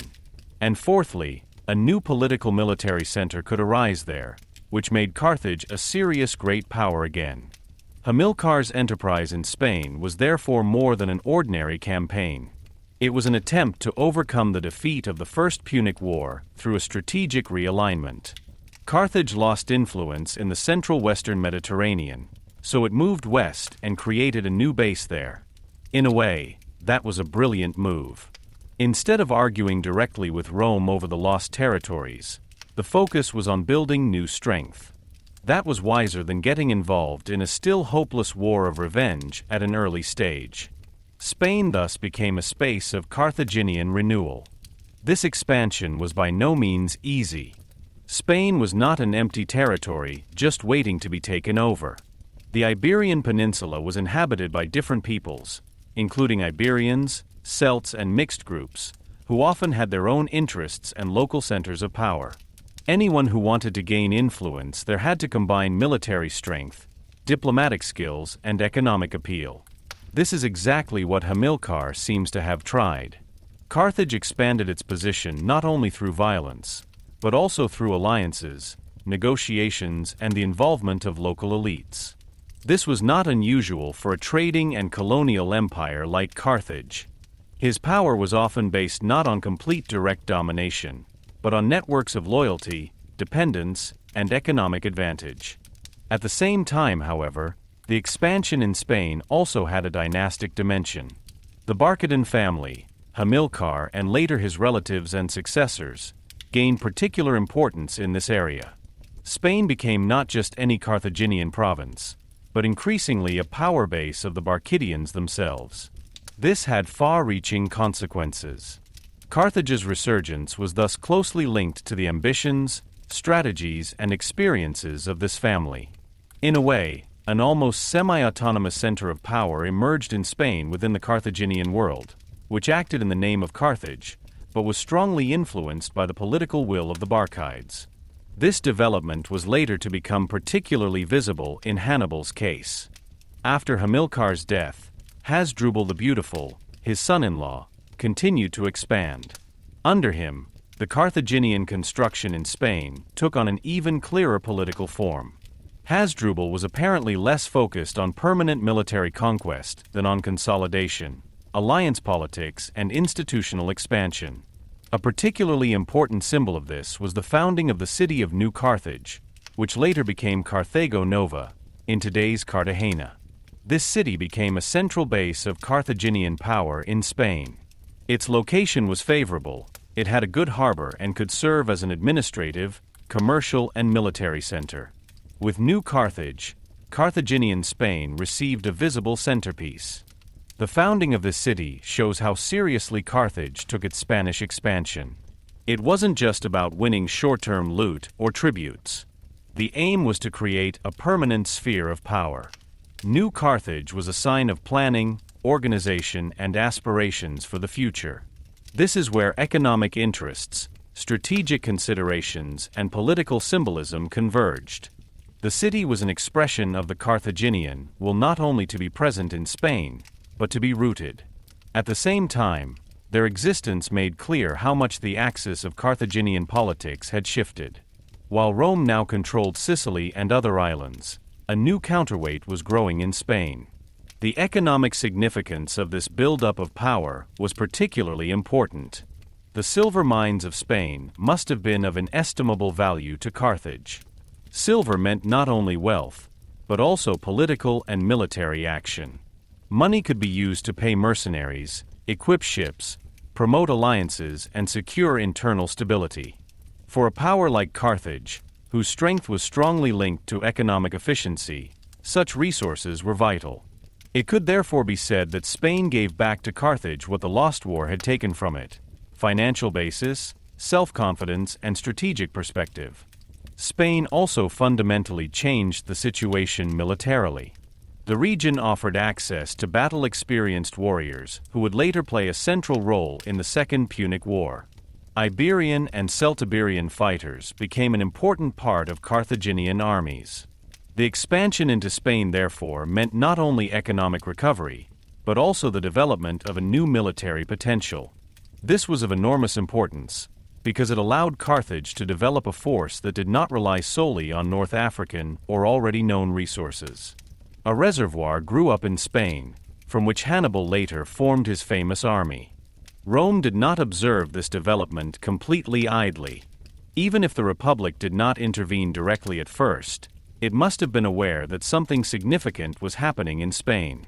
Carthage, which seemed to have been defeated after the First Punic War, did not disappear from the political stage, but created a new basis for itself. This must be worrying in the long run. Nevertheless, Rome was probably not yet willing or able to take open action against it at this stage. Perhaps they also underestimated how far-reaching the consequences of this expansion would be. Rome had won in the Western Mediterranean, but had not yet learned to treat every Carthaginian movement immediately as an acute danger. In addition, Spain was not initially the core area of Roman interests. Nevertheless, an important political step was taken: the agreement on the Ebro. Between Rome and Carthage, it was determined that the Ebro River should represent a border for Carthaginian expansion. Carthage therefore undertook not to advance north of this river. This agreement is highly interesting because it shows that both sides recognized the growing importance of Spain. At the same time, It was a typical example of the provisional nature of ancient treaties. Such agreements could dampen tensions, but they did not eliminate the basic problem. Because south of the Ebro, Carthage remained able to act freely, and Rome had to live with the fact that a new power base was emerging there. The agreement was therefore less a final solution than an attempt to limit the competition spatially. It is precisely here that we can see how directly the interwar period led to the Second Punic War. Spain was an area of resurgence for Carthage, but for Rome it was a space of growing insecurity in the long run. As long as Carthage became stronger there, the question remained open as to how long the new balance would last. In addition, there was the city of Sagunto, which lay south of the Ebro but maintained connections to Rome. This complicated situation made it clear that Spanish expansion initially offered a solution to Carthage's problems, but at the same time carried the seeds of new conflicts. Even more important than the individual political steps, however, was the mental and emotional impact of this development. Carthage not only won silver in Spain, soldiers, and cities.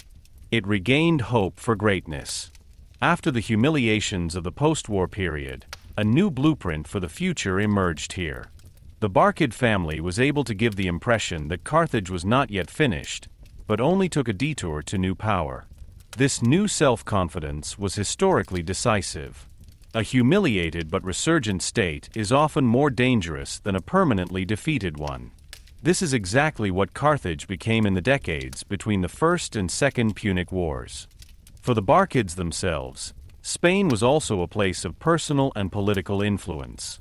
Hannibal in particular, who grew up in this environment as a young man, was decisively shaped by this world. Here he learned war, alliance politics, leadership, and how to deal with different peoples. Here the memory of the lost war and the humiliation by Rome continued to grow. Spain was therefore not only a geographical space, but also a political and emotional breeding ground for the later major counterattack against the Republic. In the end, it can be said that the Carthaginian expansion in Spain was one of the most momentous developments of the entire interwar period. It enabled Carthage to recover economically, rebuild militarily, and regain political advancement. It strengthened the Barcidan family and created a new center of Carthaginian power in New Carthage. At the same time, it shifted the rivalry between Rome and Carthage into a new space. So the conflict had not disappeared, but had only changed its form. Where Sicily used to be the focus, Spain now came to the fore. This is precisely why this chapter is so important. It shows that between the first two Punic Wars there was no real time of peace, but a phase of preparation, reconstruction, and quiet reorganization of forces. Rome had won, but Carthage was not defeated in the final sense. On the contrary, it gathered new energy in Spain. There was the background for what was soon to follow, the rise of Hannibal and the outbreak of a war that would plunge Rome into one of the most serious crises in its history. Spain was therefore not only an alternative area of Carthage. It was the cradle of the Second Punic War. Chapter 9: Hannibal, Rome's most dangerous adversary. When talking about the Punic Wars, one name almost always comes up first: Hannibal. No other general of antiquity is as closely connected with the fight against Rome as he was. To this day, Hannibal Barcus is considered one of the greatest military strategists in history, a man of extraordinary determination, audacity, and tactical genius. For Rome, he was more than just an enemy commander. He became a symbol of existential threat. For generations, his name remained alive in Roman memory, almost like a bogeyman. The fact that Hannibal was able to have this effect was not only due to his military successes, but also to the special combination of personality, origin, experience, and historical moment. He was not simply a gifted general. He was the man in whom Carthage's will to renew and revenge against Rome was bundled in a unique way. To understand Hannibal, you first have to look at his origins. He came from the family of the Barcids, the Carthaginian ruling class that promoted the resurgence of Carthage in Spain after the First Punic War. His father Hamilcar Barcus was one of the most influential figures of this interwar period. He had already fought against Rome in Sicily and was later the driving force behind the expansion in Spain. Hannibal grew up in this environment. His youth was therefore not that of a quiet patrician's son in an orderly capital, but that of a boy who lived in a world of military reconstruction, political tension, and constant gaze on the lost war. For him, Rome was not an abstract great power, but the opponent who had humiliated Carthage and whose power threatened his own people. The tradition according to which Hamilcar made his son swear an oath never to be friendly to Rome is famous.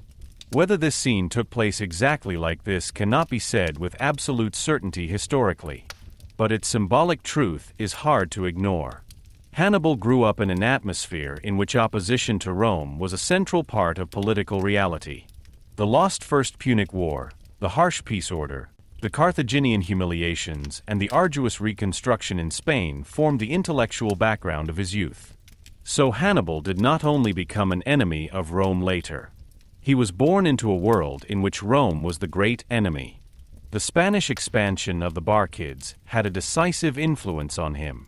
Spain was not only a new sphere of power for Carthage, but also a space of learning, improvisation, and leadership. There Hannibal gained military experience at an early age. He learned to deal with various peoples, including Iberians, Libyans, Numidians, and other groups that would later form important parts of his army. He learned how to forge alliances, how to build authority, and how to succeed militarily in a politically complex space. This was a decisive difference from many other generals, who rose above all in a more unified political environment. From the very beginning, Hannibal was a leader in a multifaceted world. It was precisely this that later helped him to hold together an army of very different ethnic and cultural groups. After the death of Hamilcar, Hasdrubal the Fair continued the Barcid policy in Spain. Under his leadership, New Carthage was expanded, and the Carthaginian position on the Iberian Peninsula was further consolidated. Hannibal was already serving in the military during this time and gained experience and prestige. When Hasdrubal was murdered, Hannibal moved to the head of the Carthaginian army in Spain. He was still comparatively young at the time, but his soldiers supported him, and his position was also confirmed in Carthage. This rise alone shows that Hannibal was not only considered the son of a famous family, but also someone who was believed to be a leader. Apparently, he had already demonstrated early on the ability to bind men to him and gain military trust. With this, Hannibal entered a historic moment in which much had been prepared, but nothing had yet been decided. Carthage had become strong in Spain, Rome was more powerful than ever before in the Western Mediterranean, and there was a peace between the two powers that consisted more of tension than of trust. Hannibal thus inherited not only an army, but also a political task. He was at the head of a power project that combined economic strength, regional expansion, and latent resistance to Rome. In this sense, Hannibal was not simply a loner, but the most consistent expression of Barcid strategy. But precisely because he was more than a mere administrator of what had been achieved, he became a key figure. What distinguished Hannibal from many other military leaders was the combination of energy, imagination, and political determination. He was not a commander who just waited for orders or managed existing structures. He thought offensively, broadly, and long-term. It became clear early on that he was not prepared to merely secure Carthage's position in Spain. He was determined to reopen the power struggle with Rome, but on conditions that he wanted to have a say in himself. This attitude made him so dangerous from the Roman point of view. Hannibal was not only clever in direct combat, but also capable of rethinking war as a whole. An important step on this path was the conflict over Sagunta. The city was located south of the Ebro, but was connected to Rome. For Hannibal, Sagunta was not just a local problem, but a political touchstone. If Carthage really wanted to act sovereignly in Spain, it could not allow Rome to gain influence in this area through alliance relations. The siege and conquest of Sagunta thus became the immediate cause of the Second Punic War. But the greater significance lies in the fact that Hannibal already made a fundamental decision here. He was prepared to accept the open break with Rome. This determination shows a lot about his character. Hannibal did not act defensively, but out of the conviction that Carthage's future could not be secured by giving in, but only by offensive power. It was precisely on this point that he was Rome's most dangerous opponent. Many enemies of the Republic fought them on the borders or only defended their own spaces. Hannibal, on the other hand, thought strategically so far that he wanted to carry the war to Italy himself. This idea was bold, almost outrageous. Anyone who wanted to seriously threaten Rome not only had to achieve victories, but also shake the political and military center of the Republic. Hannibal apparently realized that a war in Spain or at sea alone would not affect Rome sufficiently. Rome's real strength lay in Italy, in its alliance system, in its civic base, and in its ability to mobilize ever-new forces in its own core territory. So that's exactly where you had to start. That was the core of Hannibal's strategic genius. He understood where the enemy was strongest, and for that very reason decided to attack him there.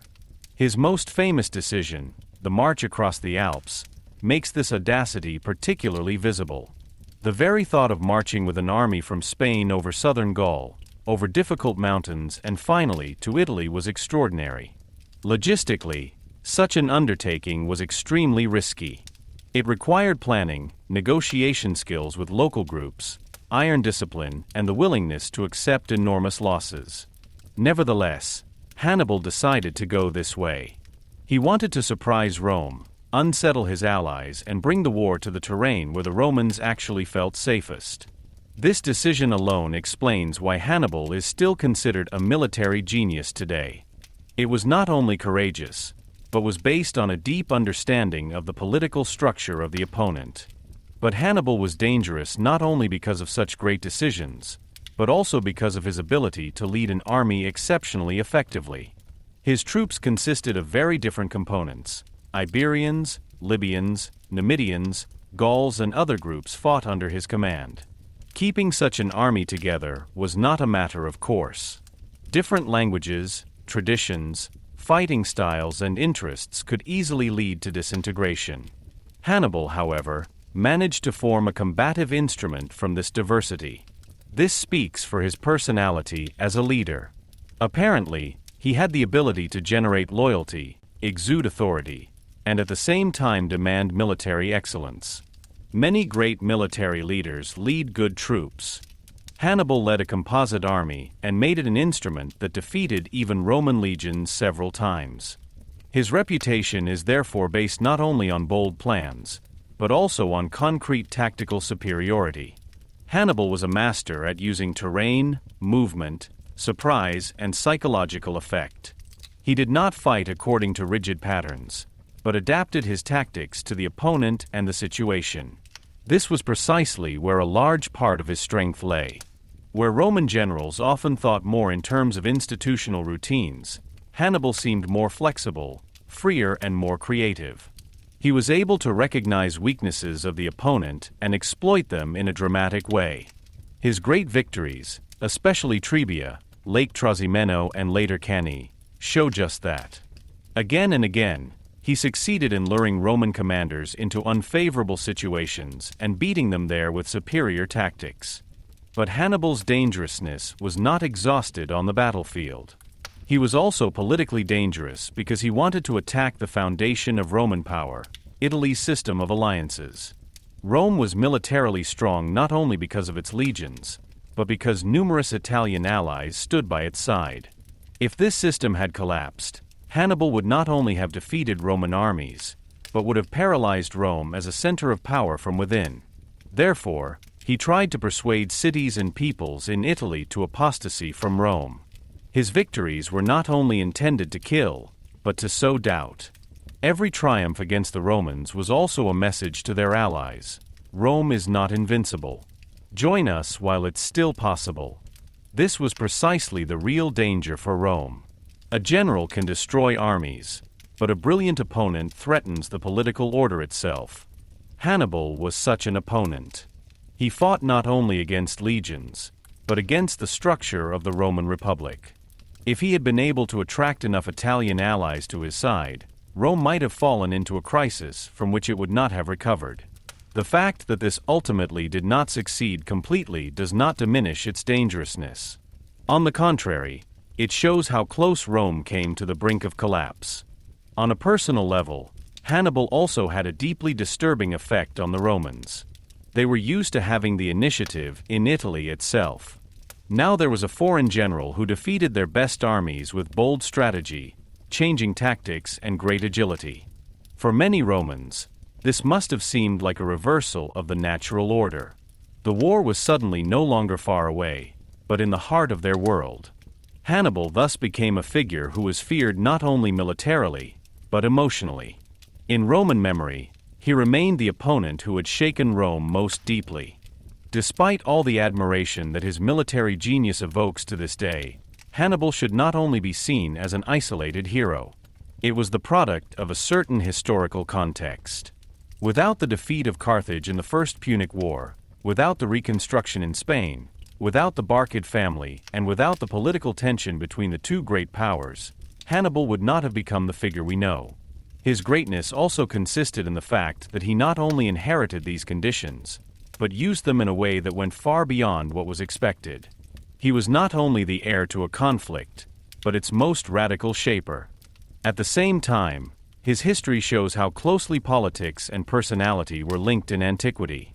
States waged wars, but often entire political projects were condensed into individual people. This was particularly the case with Hannibal. It combined Carthage's injury, his ambition, his hope of promotion, and his willingness to take risks. That is why he was so much more than an ordinary enemy to Rome. He was the man who gave the Carthaginian resistance to Roman domination an almost superhuman energy. In the end, it can be said that Hannibal is considered the most dangerous opponent of Rome because he combined all the decisive qualities that make an opponent existentially threatening: strategic imagination, tactical genius, personal authority, political clarity of purpose, and the willingness to dare the monstrous. He did not attack Rome where it was expected, but where it felt safest. He fought not only armies, but the structure of Roman power. He did not lead a homogeneous national army, but a diverse armed force, which he held together with charisma and skill.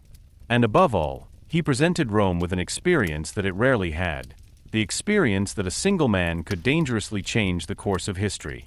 This is precisely why Hannibal is at the center of the memory of the Punic Wars. Not because he won in the end, he didn't, but because he showed like no other how close Rome could get to defeat. His name condenses courage, genius, tragedy, and historical greatness. He was Rome's most dangerous opponent because he made the improbable possible. He forced the most powerful republic of its time to fight for its own survival. And that alone makes him one of the most extraordinary figures in ancient history. Chapter 10: The Second Punic War, 218 to 201 BC. The Second Punic War was the most dramatic, well-known, and dangerous of the three Punic Wars. If the First Punic War already marked the beginning of the open rivalry between Rome and Carthage, then in the Second Punic War it became a struggle of almost apocalyptic proportions. During these years, Rome was not only under military pressure, but at times actually on the verge of collapse. And at the center of this enormous conflict was a single outstanding figure, Hannibal Barcus. With him, the war took on a dynamic that went far beyond ordinary border conflicts or regional power struggles. It was no longer just about zones of influence, trade routes, or individual islands. It was about the political future of the Western Mediterranean and the question of whether Rome would survive at all. The prehistory of the war was in Spain. After the defeat in the First Punic War, Carthage had built up a new center of power there under the leadership of the Barcids. Spain offered silver, soldiers, economic power, and political room for maneuver. At the same time, this development meant that Carthage became a serious power again. Rome could not completely ignore this, even if it did not intervene directly at first. There was a demarcation between the two powers along the Ebro River, but this arrangement was not suitable from the outset to resolve the antagonism permanently. South of the Ebro was the city of Sagunto, which maintained relations with Rome, although it was in the Carthaginian sphere of influence. When Hannibal attacked Saguntum and took it after a long siege, the open breach was inevitable. Rome demanded Hannibal's extradition. Carthage refused. This marked the beginning of the Second Punic War in 218 BC. But what followed was far more than an ordinary campaign. Hannibal did not opt for a defensive stance in Spain or North Africa. He wanted to hit Rome where it was most sensitive, in Italy itself. This decision was as bold as it was risky. Instead of relying on a Carthaginian naval offensive or a protracted struggle for colonies, Hannibal planned to advance overland into Italy with an army. To do so, he had to secure Spain, cross southern Gaul, cross hostile or unreliable territories, and finally cross the Alps, with soldiers, horses, and even war elephants. This plan alone shows how extraordinary this war was to be. Hannibal did not want to attack Rome on the edge, but to shake the heart of its power. The Alpine Ridge is still one of the most famous undertakings in military history. It was logistical madness and strategic masterpiece at the same time. Hannibal lost many men and animals on the way, had to assert himself against nature, supply difficulties and hostile tribes, and still stood in northern Italy with a combat-capable army after the crossing. This success alone had an enormous psychological effect. Rome was surprised, even shocked. An opponent who had been expected in Spain or perhaps at sea was suddenly in Italy. Thus, from the very beginning, the war had been brought into a form that deprived the Romans of their initiative and forced them into an existential defensive position. It became clear early on how dangerous Hannibal really was. In 218 BC, he defeated Roman troops first at Ticinus and a little later at Trebia. The Battle of the Trebia, in particular, was a shock. Hannibal lured the Romans into battle under unfavorable conditions, taking advantage of terrain, weather, and hidden reserves, and achieved a clear victory. For Rome, this was a rude awakening. The enemy had not only arrived, he was also able to defeat Roman armies in Italy itself. This was an experience that the Republic had hardly had in this form for a long time. The following year, Hannibal continued his advance and achieved another spectacular victory at Lake Trasimeno. There he succeeded in one of the largest ambushes in ancient military history. The Romans marched into unfavorable terrain, were surprised and destroyed in a chaotic battle. Again Rome lost thousands of soldiers. Again Hannibal showed his ability not only to fight bravely, but to lure the enemy into carefully prepared traps. After this defeat, Rome fell into deep uncertainty. The danger was now obvious. Several armies had been defeated, the enemy was moving freely through Italy, and the usual military superiority of the Republic was shaken. In this situation, Rome resorted to extraordinary measures. Quintus Fabius Maximus was appointed dictator. He pursued a strategy that later became famous as the Fabian tactic. Instead of putting Hannibal openly for battle, Fabius wanted to wear him down, disrupt his supplies, watch him and avoid major direct confrontations. This strategy was quite reasonable from a military point of view, because it recognized that Hannibal was hardly easy to defeat on the battlefield under favorable conditions. Politically, however, it was difficult to convey. Many Romans perceived restraint as cowardice or as undue passivity. Rome was accustomed to a political culture in which a determined offensive was considered honorable. The fact that they now avoided the enemy was difficult to accept for many. It was precisely this tension that led to the year 216 BC and to the most famous battle of the entire war, Cannae. There, Rome decided against cautious restraint and confronted Hannibal with a huge army for open battle. The Romans wanted to use their numerical superiority and turn the war around by crushing the defeat of the enemy. But Hannibal succeeded in doing something that is still considered a masterpiece of military tactics today. With a deliberately yielding center and strong wings, he encircled the advancing Romans and finally had them attack from several sides at the same time. The result was one of the worst defeats in Roman history. Tens of thousands of Romans fell, including leading politicians and officers. Cannae became the epitome of military catastrophe. After Cannae, Rome did indeed seem to be on the brink of the abyss. Many observers would now have expected the Republic to collapse, ask for peace, or that its allies would defect en masse.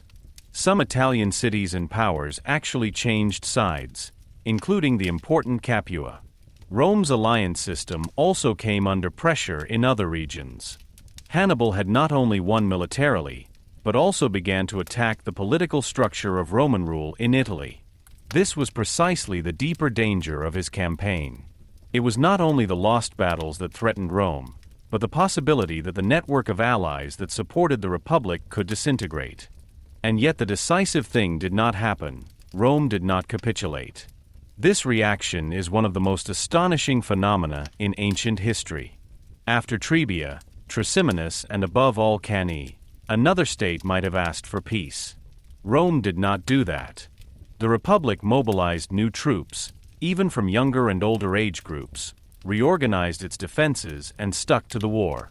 It was precisely after Cannae that the quality that later made Rome a world power became apparent: the ability not to give up even under extreme pressure. The Senate remained capable of acting, the state did not disintegrate, and even heavy losses did not lead to political paralysis. Rome was shaken, but not defeated. Hannibal, on the other hand, faced a problem despite his tremendous successes. He had destroyed Roman armies, but had not taken the city of Rome itself. Whether he could have tried to do so at all is disputed among historians, but one thing is certain: a direct storming of Rome was not simply possible. The city was large, fortified, resolutely defended, and politically still functional. Hannibal's hope must therefore continue to lie in attracting as many of Rome's allies as possible to his side and thus gradually isolating the Republic. He succeeded in part, but not to the extent that would have been necessary to completely break Rome. Many Italian allies remained loyal to Rome, despite all the defeats. This was a serious strategic obstacle for Hannibal. Meanwhile, the war spread beyond Italy. The Second Punic War was not a purely Italian conflict, but a Mediterranean war. In Spain, Roman armies fought Carthaginian forces to attack Hannibal's base and threaten supply routes. There was also fighting in Sicily, especially after Syracuse went over to the side of Carthage. In Macedonia, too, Hannibal sought allies against Rome. The war thus networked several rooms of the ancient world.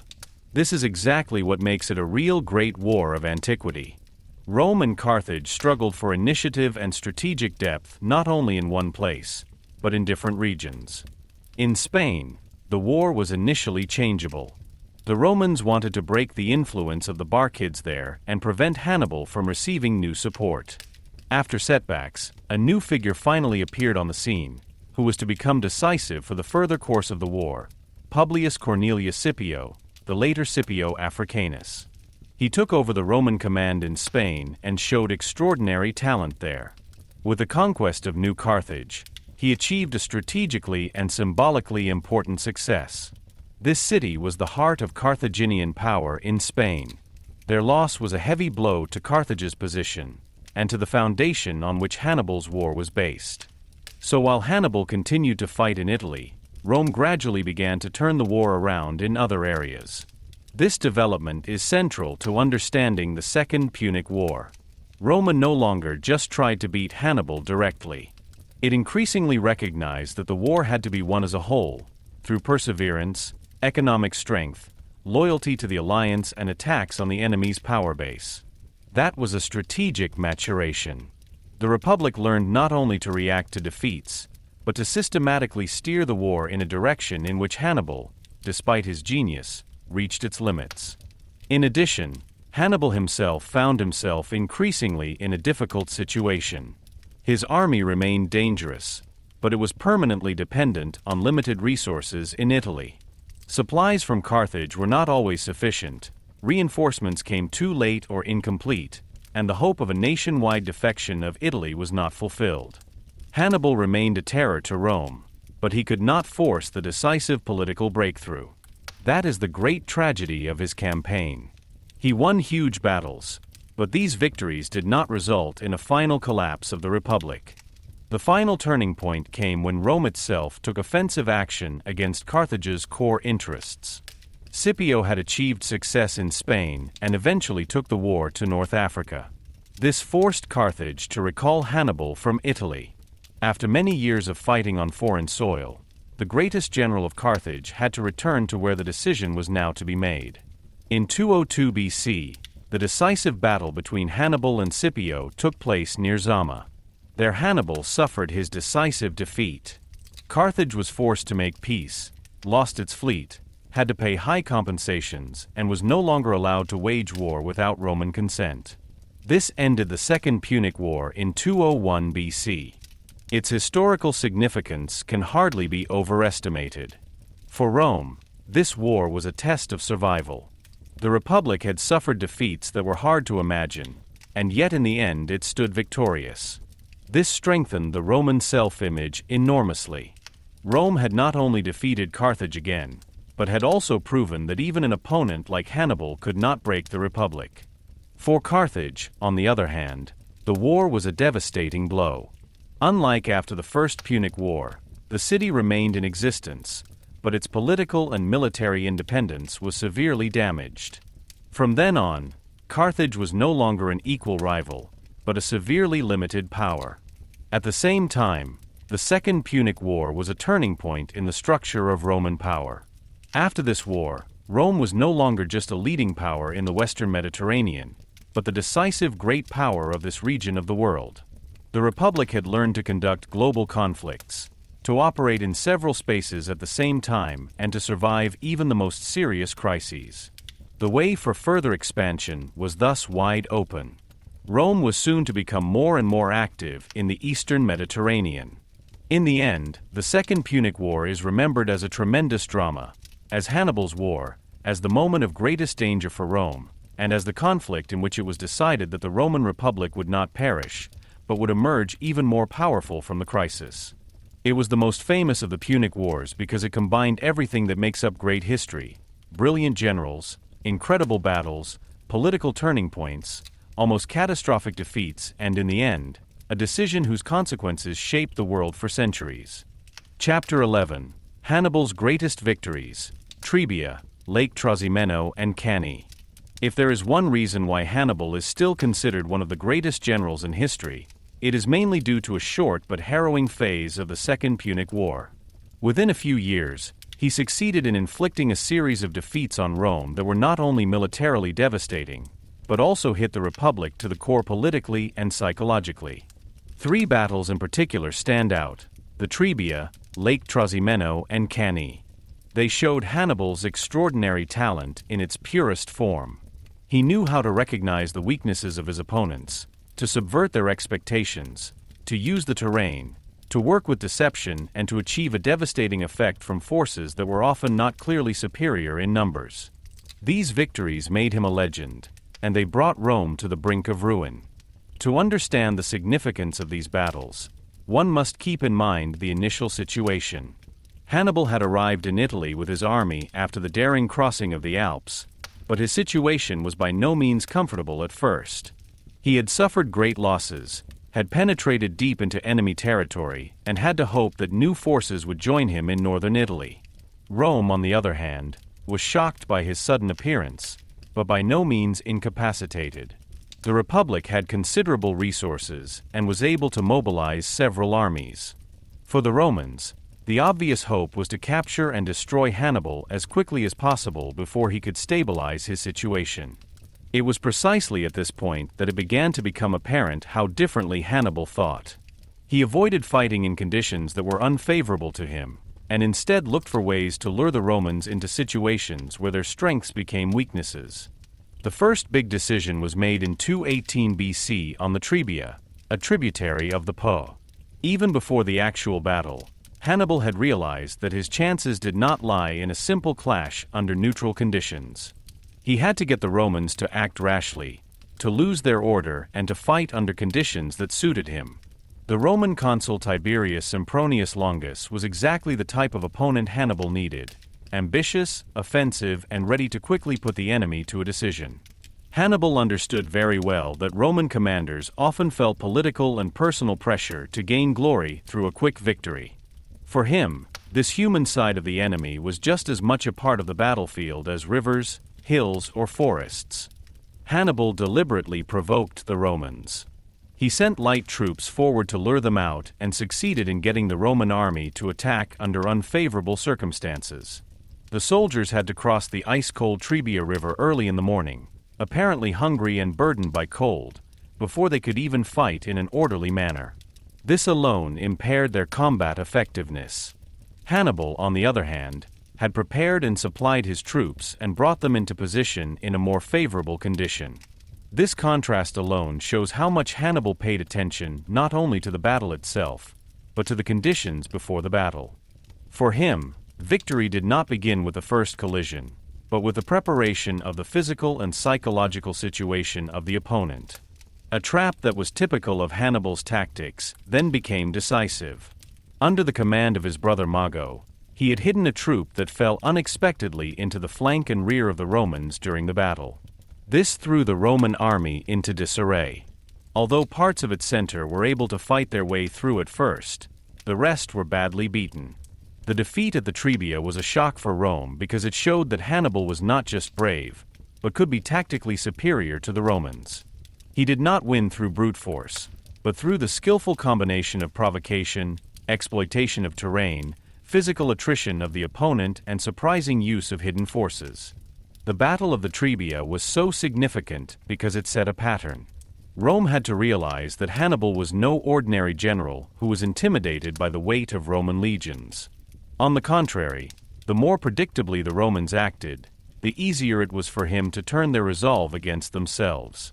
For Hannibal, the opponent's aggressiveness was not a problem, but a resource. He just had to steer it in the right direction. It was precisely this principle that was demonstrated even more impressively the following year at Lake Trasimeno. In 217 BC, Hannibal moved through central Italy, leaving a trail of threat behind him. Rome was now under enormous pressure not only to respond militarily, but also to prove that it could protect its core areas. The Roman consul Gaius Flaminius took up the pursuit. Hannibal, however, succeeded in putting this opponent in a favorable position for him as well. At Lake Trasimeno, he chose the terrain with the utmost care. He positioned his troops in such a way that as soon as the Romans advanced into the narrow area between the lakeshore and the hills, they had hardly any room to develop. In addition, there was probably dense morning fog, which made orientation difficult and intensified the surprise. The Battle of Lake Trasimeno was less an open field battle than a gigantic ambush. Hannibal had the Romans march into the trap and then attacked from several sides. The Roman troops were attacked in a situation in which they were not yet able to fully develop their order of battle. Many probably did not understand at first how extensive the trap was. In ancient warfare, order was often everything. When an army lost its formation, a battle quickly turned into carnage. That's exactly what happened here. The Romans were encircled, confused, and killed in large numbers. Consul Flaminius fell, and the defeat was complete. What makes the victory at Lake Trasimeno so extraordinary is its almost perfect preparation.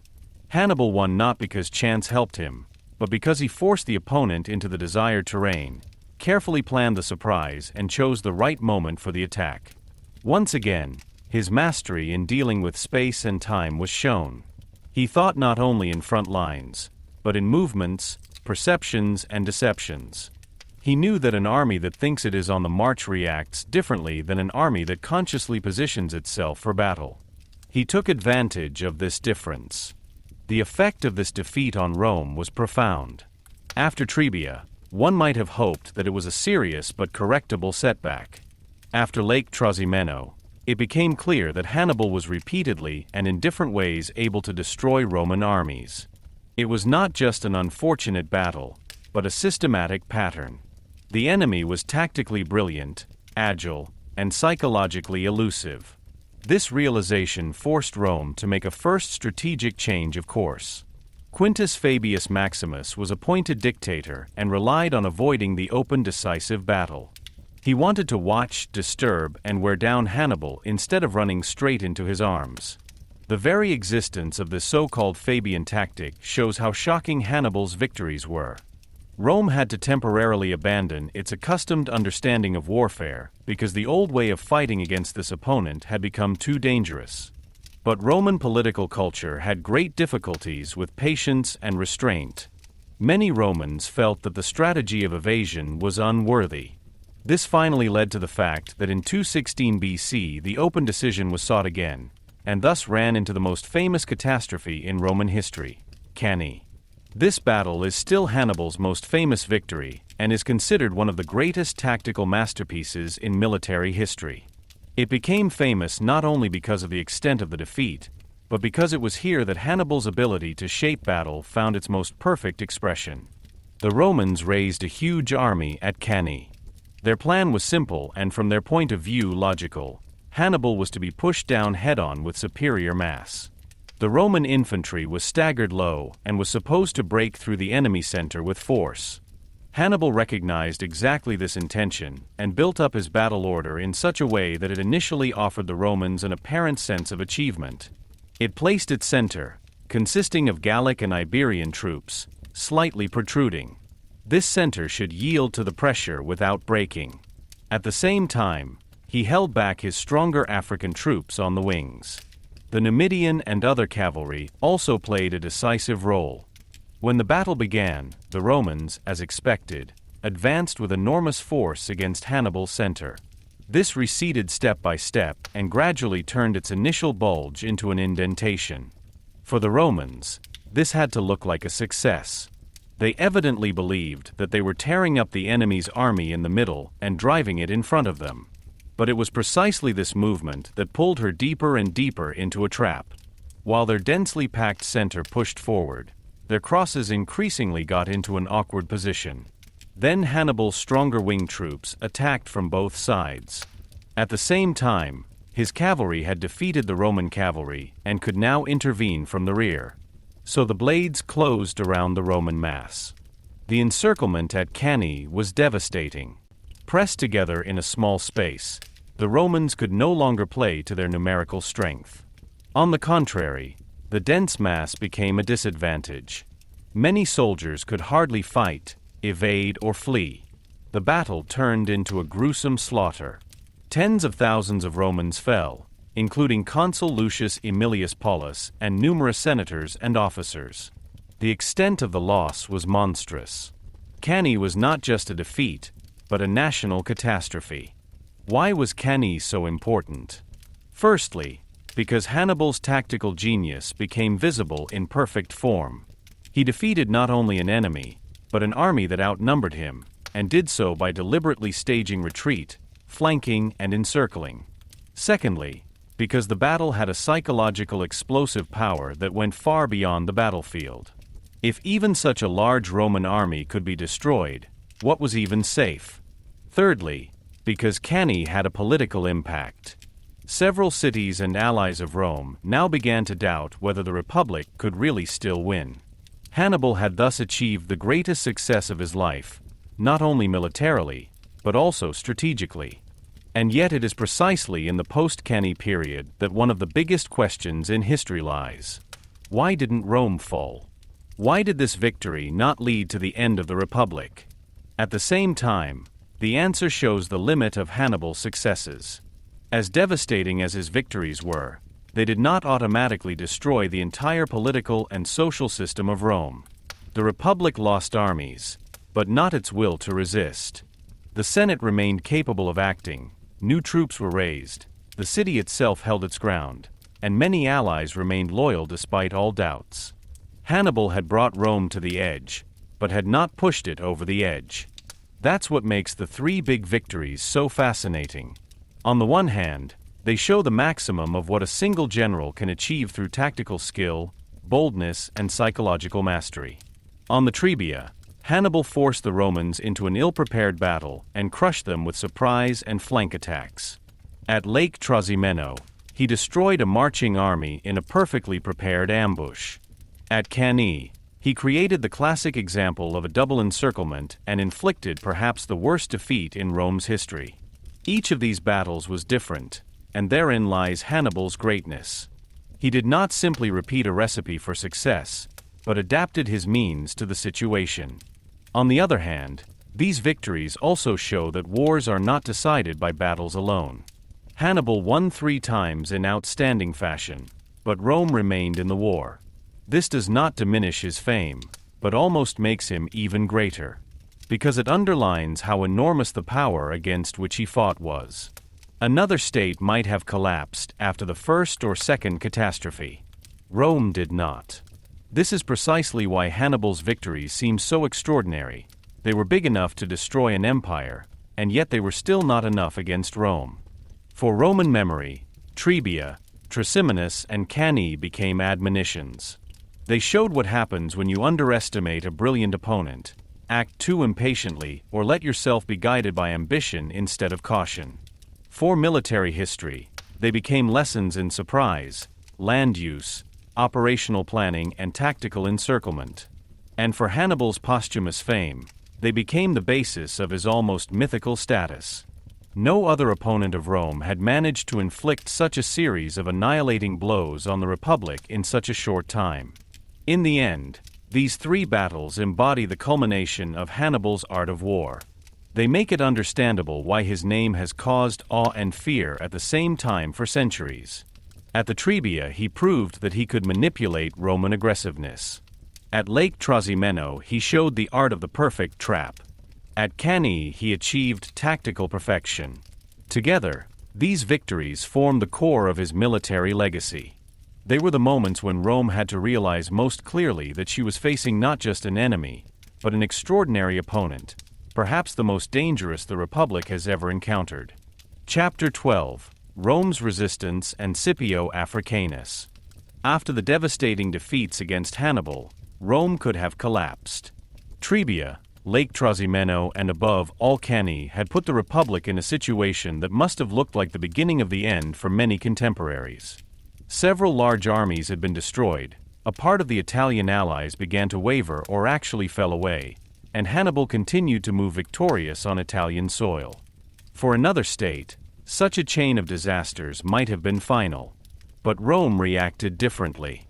It was precisely in this phase that the special ability of the Republic that was to shape its entire further history became apparent: the ability to gain new strength from defeats. This chapter therefore tells not only of military resistance, but also of Rome's political, moral, and strategic resilience, and of the man who ultimately became Hannibal's decisive opponent, Publius Cornelius Scipio, the later Scipio Africanus. Rome's first and most important reaction was not to surrender at all. That sounds obvious, but it was by no means so. After Cannae in 216 BC, the military situation was appalling. Tens of thousands of Roman soldiers had fallen, including numerous nobles and experienced officers. The losses affected not only the army, but also the political leadership. Nevertheless, the Roman state remained capable of acting. The Senate continued to function, new commanders were appointed, allies were retained or regained, and the city of Rome itself did not panic. This attitude was not a coincidence, but an expression of a political culture that did not accept defeat as a final verdict. For Rome, a lost army was a catastrophe, but not the end of the war. A major reason for this was the structure of Roman power. Rome was not just a single city, but the center of a far-reaching system of alliances in Italy. This system had suffered severe cracks due to Hannibal's victories, but it did not completely disintegrate. Many allies remained loyal to Rome, although the enemy stood undefeated in Italy and the Roman army had been destroyed several times. It was precisely this loyalty that was crucial. It meant that Rome could continue to draw on people, supplies, bases, and political ties. Hannibal had tried to break up the Roman alliance system from within, and he also achieved successes, for example with the conversion of Capua. But the big conflagration failed to materialize. Many Italian communities clung to Rome, either out of conviction, fear of the future, or because they did not trust the Carthaginian alternative. This showed that Rome's power was more deeply rooted than the defeats on the battlefield initially suggested. At the same time, the Republic had to adapt its military behavior. The thought of defeating Hannibal as quickly as possible in an open battle had proven disastrous. Quintus Fabius Maximus had already recognized that one could not blindly give this opponent the decisive battle. His strategy of caution, evasion, and attrition had initially seemed too defensive to many Romans. After Cannae, she suddenly seemed much more sensible. Rome now began to wage the war differently. Hannibal was to be observed, his movements were to be restricted, his supplies made more difficult, and his allies were to be put under political and military pressure. Instead of betting everything on one big blow, Rome now increasingly chose the method of staying power. This change was not easy for Rome. It demanded patience in a political culture that loved open victory. But it was successful because it bypassed Hannibal's greatest strength. On the battlefield, Hannibal was often superior when he could help determine the place, the moment, and the form of the fight. If Rome deprived him of this opportunity, he would lose part of his advantage. This was precisely the core of the Roman resistance. Hannibal did not have to be defeated immediately in order to deprive him of the conditions for his success in the long term. In addition, Rome took the mobilization of its resources to a new level. Even after the enormous losses of Cannae, the Republic raised new legions. They drew on younger and older age groups, increased recruitment, drew on reserves, and showed a determination that was unusual for the ancient world. This is perhaps where Rome's structural strength was most evident. Hannibal was able to destroy armies, but Rome was able to raise new ones. It wasn't an inexhaustible skill, but it was big enough to withstand even the heaviest blows. The war thus became a competition not only of the generals, but of the state's resilience. And in this match, Rome had a decisive advantage. However, the Roman resistance did not only take place in Italy. This is precisely what is central to understanding the turning point in the war. Rome increasingly realized that while Hannibal was the most dangerous player in the field, his power was based on a larger Carthaginian system. This system had focal points in Spain, North Africa, Sicily, and in diplomatic relations with other powers. Anyone who really wanted to turn the war around could not only stare at Hannibal's movements in Italy. You had to attack your base, threaten your supply lines, and restrict Carthage's room for maneuver overall. It was precisely this strategic change of perspective that was of enormous importance. This began to be particularly evident in Spain. Spain has been a central area for Carthage since the Interwar period. From there came silver, troops, and political strength. New Carthage was an important center of Barcid power there. As long as Carthage ruled Spain, Hannibal's war remained on a strong footing. Therefore, Rome sent troops to this area as well and tried to break the Carthaginian power there. The fighting was initially changeable, and Rome suffered setbacks there as well. But over time, a new leader emerged who was to have a decisive influence on the war: Publius Cornelius Scipio. Scipio came from an important Roman family and was still young when the war reached its decisive turning point. He had already shown leadership and determination after Cannae, but his real rise began when he took command in Spain. There he demonstrated abilities that distinguished him from many other Roman generals. Scipio was not only courageous, but also flexible, strategically clever, and psychologically sensitive. He knew how to combine military force with political effect. This is precisely what made him the antithesis of Hannibal, not as a mere copy, but as an independent general who was nevertheless able to develop a comparable size with a different origin and style. A first major highlight of his career was the conquest of New Carthage in 209 BC. This city was the center of Carthaginian power in Spain, military, economic, and symbolic. Scipio attacked her in a bold operation and took her by surprise. This success was far more than a local victory. With New Carthage, Carthage lost a decisive base, supplies, hostages, and an important political center. At the same time, Rome gained enormous prestige advantages. Scipio already showed several qualities here that would later become even more important: speed, surprise, careful preparation, and the ability to exploit a victory not only militarily but also politically. Especially in Spain, it became clear that Scipio did not simply proceed with brute force. He also knew how to win over local groups to Rome, or at least loosen the Carthaginian ties. In a way, he acted as intelligently as Hannibal, only by different means. He knew that a war in the Mediterranean was not decided by battles alone, but also by loyalties, by the treatment of allies, and by the question of which side promised a more convincing future and order. This political intelligence made Scipio an opponent who became a threat to Carthage not only on the field, but also in the area of alliances. After the capture of New Carthage, Scipio continued his successes. He defeated Carthaginian forces in Spain in other important battles and contributed to the systematic destruction of Carthage's Iberian power base. This indirectly weakened Hannibal, for the general in Italy could only hope to wage the war in the long term as Carthage remained strong enough elsewhere to keep Rome under pressure and create reinforcements or new perspectives. Scipio's victories in Spain cut precisely at this foundation. They forced Carthage to be more defensive, and they gave the initiative back to Rome. Meanwhile, the situation in Italy remained serious, but it slowly changed in favor of Rome. Hannibal was still dangerous and could not simply be ignored, but his situation became increasingly difficult. Many of the really big opportunities that might have opened up after Cannae could not be made up for. Rome had stabilized, regained, or pressured several cities, and Hannibal's allies had to realize that the great collapse of the Republic had failed to materialize. The war became longer, tougher, and strategically less fruitful for Hannibal. His army remained a formidable instrument, but it did not bring him the political breakthrough he needed. Rome took advantage of this development systematically. It now waged the war as a multi-front conflict. In Italy, Hannibal was bound. In Sicily and in other areas, Carthaginian zones of influence were pushed back, and in Spain Scipio destroyed the enemy's most important non-Italian power base.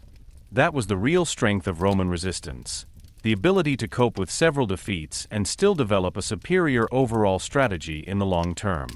Hannibal was often superior as a single general, but Rome was more comprehensive as a state in the long run.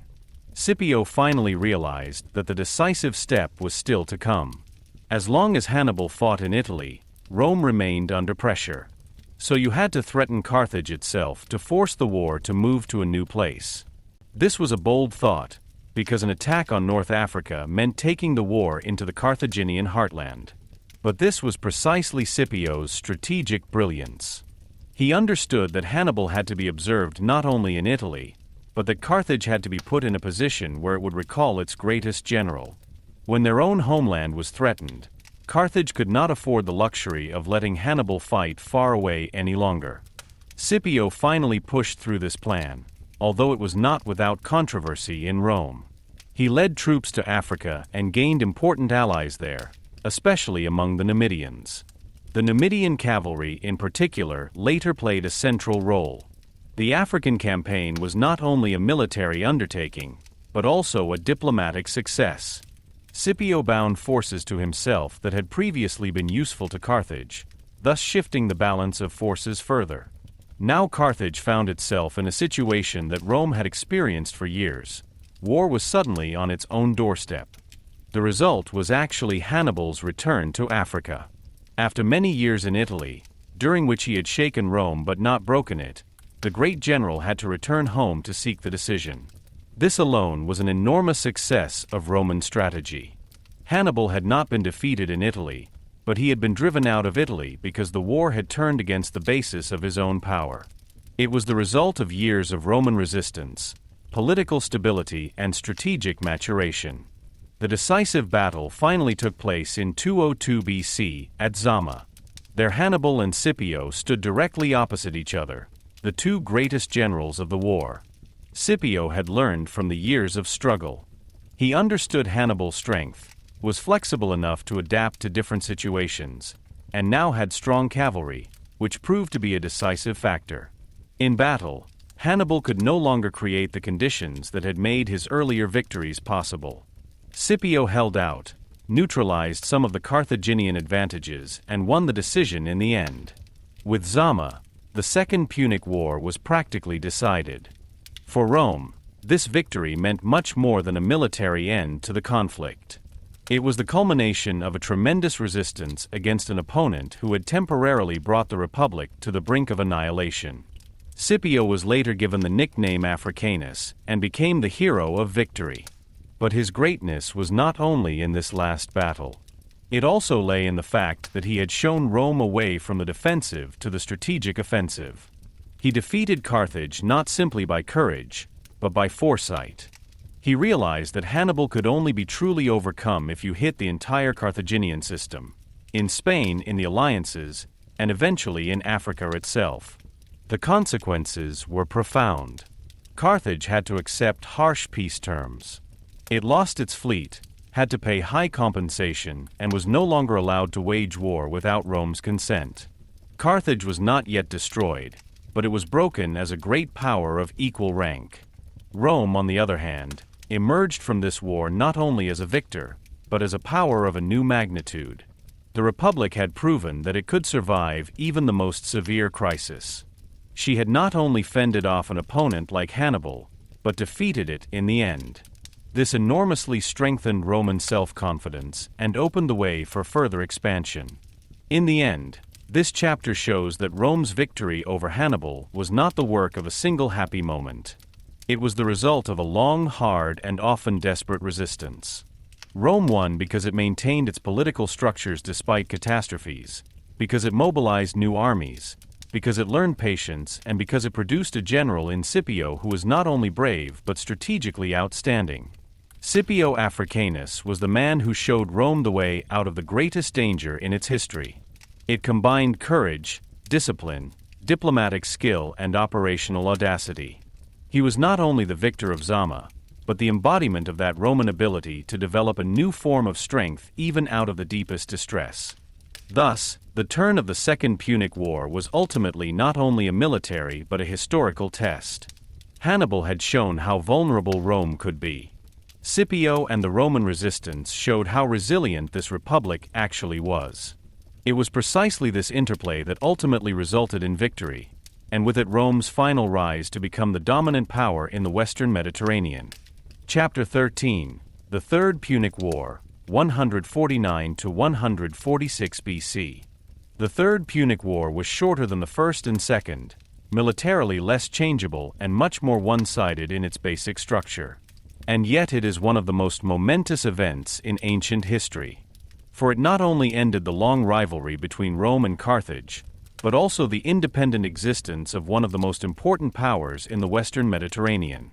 While in the First Punic War two competitors of almost equal rank were still fighting for Sicily, and in the Second Punic War Hannibal brought Rome to the brink of destruction, the situation before the Third Punic War was different.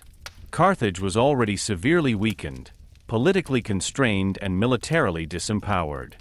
Rome was now the dominant force in the Western Mediterranean, and on the way to gaining ever greater influence in the East as well. This is precisely why the last war seems almost superfluous at first glance. Why did Carthage have to be destroyed at all? Why wasn't it enough for Rome to keep its defeated rival politically small? The answer lies in a mixture of power politics, fear, prestige, and the Roman will to erase an old opponent from history once and for all. After the Second Punic War, Carthage had to accept harsh peace conditions. It lost its fleet, had to pay high war reparations, and was no longer allowed to wage war without Rome's consent. This did not wipe out Carthage, but it was no longer a free great power. It remained economically active and was able to recover gradually despite the humiliations, but its political freedom of action was severely restricted. This is precisely what is important.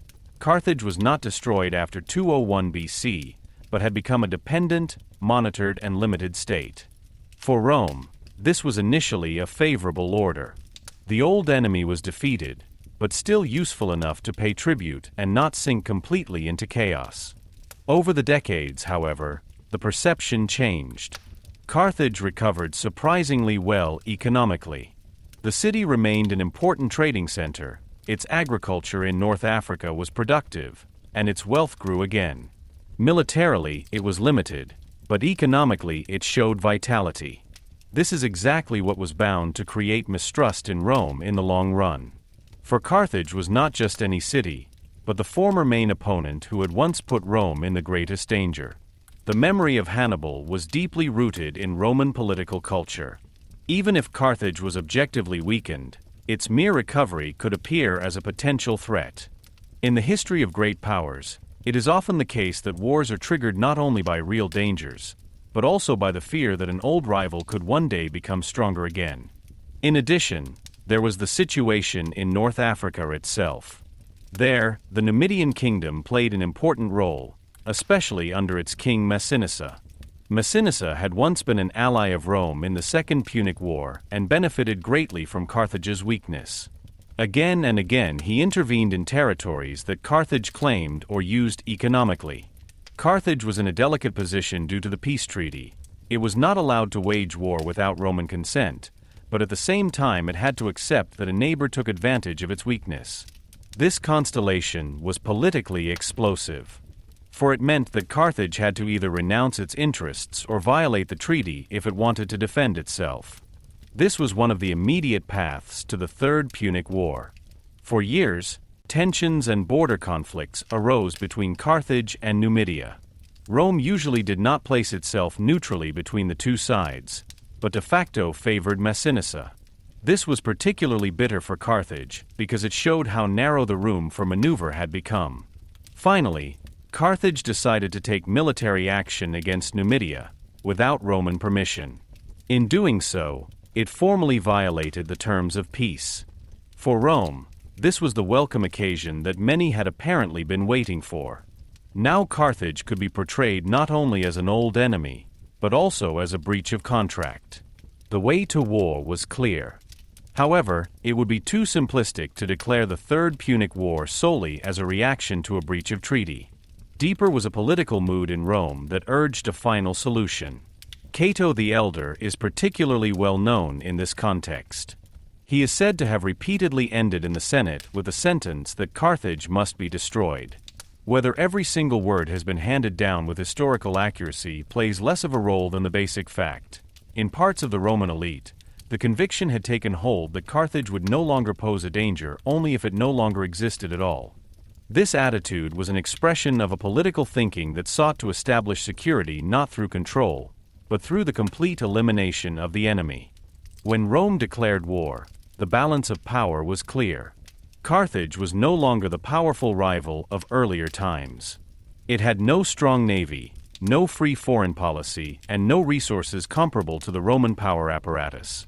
Nevertheless, the city initially tried to escape the war by giving in.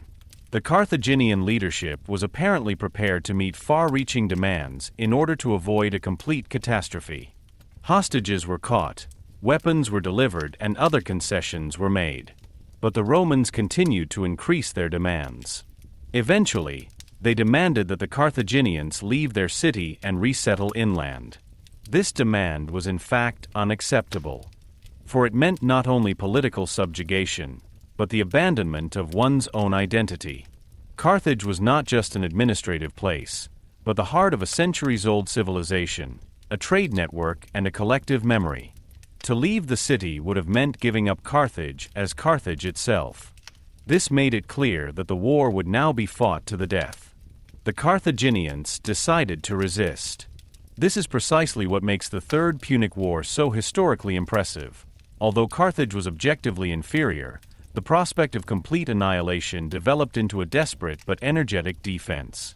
The city, so often described as a trading power, now showed a toughness and willingness to sacrifice that many Romans might not have expected. The political compulsion to submit gave rise to a struggle for bare survival. The first years of the war did not go as smoothly for Rome as one might expect. This was not because Carthage was once again a great power, but because a besieged and determined city can be dangerous even under unfavorable conditions.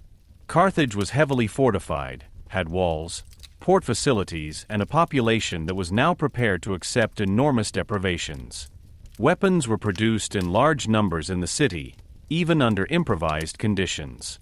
Men and women worked on defense, resources were mobilized, and the besieged developed a spirit of resistance that made the war longer and harder than a purely strategic view would suggest.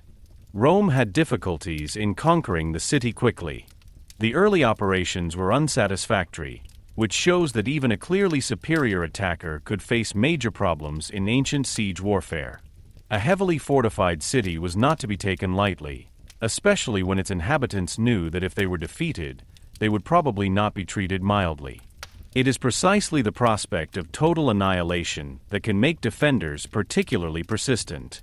Carthage was no longer the expansive naval power of earlier times, but a besieged city community fighting for its very existence. The turning point in the war came with the rise of Scipio Aemilianus, the later destroyer of Carthage. He was the grandson of the famous Scipio Africanus by adoption, and thus belonged to a family whose name was already closely linked to the victory over Carthage. Scipio Aemilianus proved to be a disciplined, energetic, and capable commander. He restored order in the Roman army, tightened discipline, and proceeded more systematically against the city than his predecessors. Under his command, the siege became more effective, and Rome gradually gained the upper hand. A decisive factor was the closure of Carthage. The Romans had to prevent the city from being adequately supplied or from gaining new opportunities via the port. In antiquity, siege was always a struggle for time. If a city could not be stormed quickly, they tried to starve it, exhaust its defenses, and slowly deplete its strength. Under Scipio, Rome was increasingly successful in isolating Carthage from the outside. At the same time, attacks on the defensive installations were systematically prepared and carried out. The city held out for a long time, but the ring tightened. Finally, in 146 BC, the last storming of Carthage occurred. What followed was a cruel house-to-house fight. The Romans invaded the city, and the fighting shifted from walls and harbor facilities to streets, houses, and temple areas. Such battles were particularly brutal in the ancient world, because every single position had to be conquered and the boundary between soldiers and population became blurred. Carthage was not destroyed in a single heroic decisive battle, but in a gradual bitter struggle within the city itself. The last resistance on the Bursa, the inner fortress or citadel of Carthage, was particularly symbolic. There the last defenders entrenched themselves, while all around the city was already going up in flames. Tradition describes scenes of despair, suicide, fire, and collapse. Even if ancient authors often dramatically exacerbate such moments, the core is clear. The end of Carthage was not a sober change of power, but a catastrophe of enormous human and symbolic dimensions. The city was plundered, set on fire, and largely destroyed. A large part of the population was killed or sold into slavery. This ended the history of Carthage as an independent political power. Later, the famous story arose that the Romans sprinkled salt over the ruins of Carthage to make the soil infertile. Historically, this idea is probably more of a legend than an established fact. But the persistence of this narrative shows how complete the destruction was in memory. Carthage was not only to appear defeated, but extinguished. This is exactly what distinguished the Third Punic War from the earlier ones. It was no longer a matter of making peace under new conditions, but of the end of an opponent as a political and symbolic entity. The consequences of this destruction were immense. For Rome, it meant the final elimination of the old rival in the Western Mediterranean. There was no longer any Carthaginian competition, neither at sea nor in North Africa. The area was eventually integrated into the Roman dominion. Thus, the Western Mediterranean region had finally become an area dominated by Rome without an equal opponent. The destruction of Carthage was thus a power political conclusion to almost a century of rivalry. But the significance went even further. In the same year, 146 BC, Rome also destroyed Corinth in Greece. This temporal proximity is highly symbolic. It shows that Rome was now equally prepared in East and West to act with extreme severity against opponents or centers of resistance.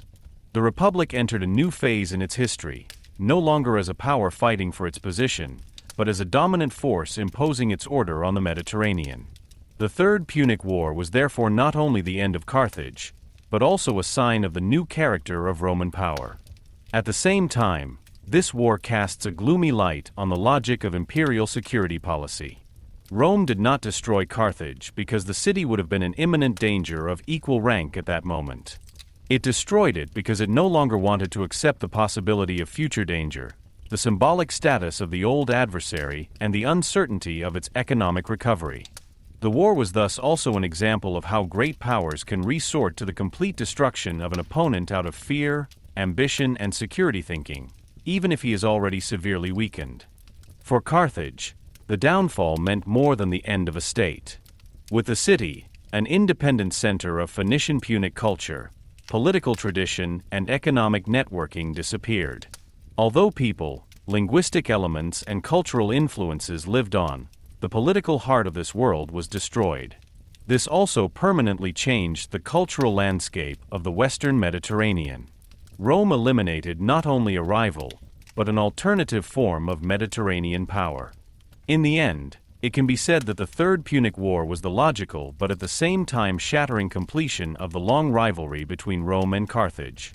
After decades of competition, war, humiliation, and mistrust, Rome decided that only the complete destruction of Carthage could solve the question once and for all. Carthage fought with surprising severity in the face of annihilation, but it was no match for Roman superiority. In 146 BC, one of the great cities of antiquity perished. That is precisely why this chapter is so important. It shows that history does not always end with compromise. Sometimes it ends with fire, ruins, and the radical victory of one power over another. The Third Punic War was no longer a heroic contest between two equal opponents, but a war of annihilation in which a rising world power wiped out an old rival. With the fall of Carthage, Rome finally became the undisputed ruler of the Western Mediterranean. And from this position a new epoch began, the epoch of Roman domination, in which there was no longer a Carthaginian counterpole. Chapter 14: Consequences of the Punic Wars for Rome and the Mediterranean. The Punic Wars were not only a succession of violent military conflicts between Rome and Carthage. They were a historic turning point that permanently changed the political order of the Mediterranean region. When the Third Punic War ended in 146 BC with the destruction of Carthage, more had happened than the defeat of an old rival. In the approximately 120 years between the beginning of the First Punic War and the fall of Carthage, the world had shifted fundamentally. Rome had emerged from these conflicts as the dominant great power, while Carthage disappeared completely from the political stage. But the consequences went far beyond victory and defeat. They concerned the balance of power throughout the Mediterranean, economic development, social structures in Rome, the military self-perception of the Republic, and even those internal tensions that would later contribute to the crisis of the Roman Republic. The most obvious was the foreign policy consequence. Rome became the leading power in the Western Mediterranean through the Punic Wars. Before the First Punic War, Rome was above all a rapidly expanding power in Italy. It had subjugated its neighbors, integrated allies, and become dominant on the mainland, but it was not yet an overarching Mediterranean power. Carthage, on the other hand, controlled important sea routes, islands, and trade areas, and was considered the strongest Western Mediterranean maritime power. The Punic Wars completely changed this balance of power. With the victory in the First Punic War, Rome won Sicily and thus its first province outside Italy. Later, Sardinia and Corsica were added. After the Second Punic War, Carthage was militarily and politically broken. After the Third Punic War, it was destroyed. This meant that Rome no longer had an equal rival in the West. This development meant that the Mediterranean was increasingly changing from an area of several competing powers to an area of Roman dominance. This was not just a territorial change, but a structural one. Those who controlled the islands, coasts, and trade routes of the Western Mediterranean could create political order, secure economic advantages, and direct military movements. Rome was now able to do just that. The Western Mediterranean gradually became an area where Roman interests set the framework. Even where Rome did not immediately transform every territory into provinces, its power was now so great that other states and communities had to follow it. At the same time, the Punic Wars changed the character of Rome itself. Particularly important was the development from an Italian land power to a Mediterranean great power with a maritime reach. At the beginning of the First Punic War, Rome could hardly be described as a significant maritime power. However, the war against Carthage forced the Republic to build a fleet, to carry out naval operations, and to see the Mediterranean not only as a border but as a space for political and military action. This change was of enormous importance, because it made later expansion possible in the first place. Without the rise to naval power that began in the First Punic War, Rome would not have been able to exercise long-term control over islands, coastal areas, and distant provinces. The Punic Wars were therefore not only tests, but also learning processes. Rome expanded its military capabilities, logistical organization, and strategic reach. Another central effect was the territorial expansion of Roman rule. The province of Sicily was the beginning. It marked the beginning of a new phase in Roman history, the direct administration of overseas territories. Until then, Rome had mainly relied on alliances and gradual integration within Italy. Now the Republic had to learn to control remote areas, appoint governors, collect taxes, and organize a military presence beyond its own heartland. This change was profound. Provinces meant not only an increase in power, but also new forms of administration, new economic interests, and new opportunities for enrichment for members of the Roman elite. The Punic Wars thus contributed decisively to the emergence of the imperial structure that would later shape the Roman Empire. With the expansion came economic change. The victory over Carthage and the control of new territories brought Rome wealth on an unprecedented scale. Booty, tributes, war reparations, new trading areas, and later also revenues from provinces flowed into the Republic. Sicily in particular developed into an important supplier of grain. This was not only economically useful for Rome, but also strategically important, because security of supply is a central factor of any great power. In addition, the Punic Wars opened up access to other resources and markets. Carthage's destruction also meant that a powerful economic competitor was eliminated. Rome did not simply inherit the Carthaginian trade network in its unchanged form, but it gained a free hand to expand its own position in the Western Mediterranean. However, this wealth had ambivalent consequences. On the one hand, he strengthened Rome. On the other hand, it exacerbated social inequalities. A key point in this was the increasing concentration of land and wealth in the hands of a few. Many Roman small farmers, who had formed the backbone of the legions for a long time, suffered from the stresses of the wars. Long periods of service, devastation in Italy during the Second Punic War, and competition from large estates changed the social structure of the country. Wealthy Romans were able to benefit from the expansion, acquire land, and increase their influence. At the same time, smaller farmers came under pressure. The Punic Wars were therefore not only victories abroad, but also a trigger for internal shifts that later led to major social conflicts. It is precisely here that a deeper historical irony becomes apparent.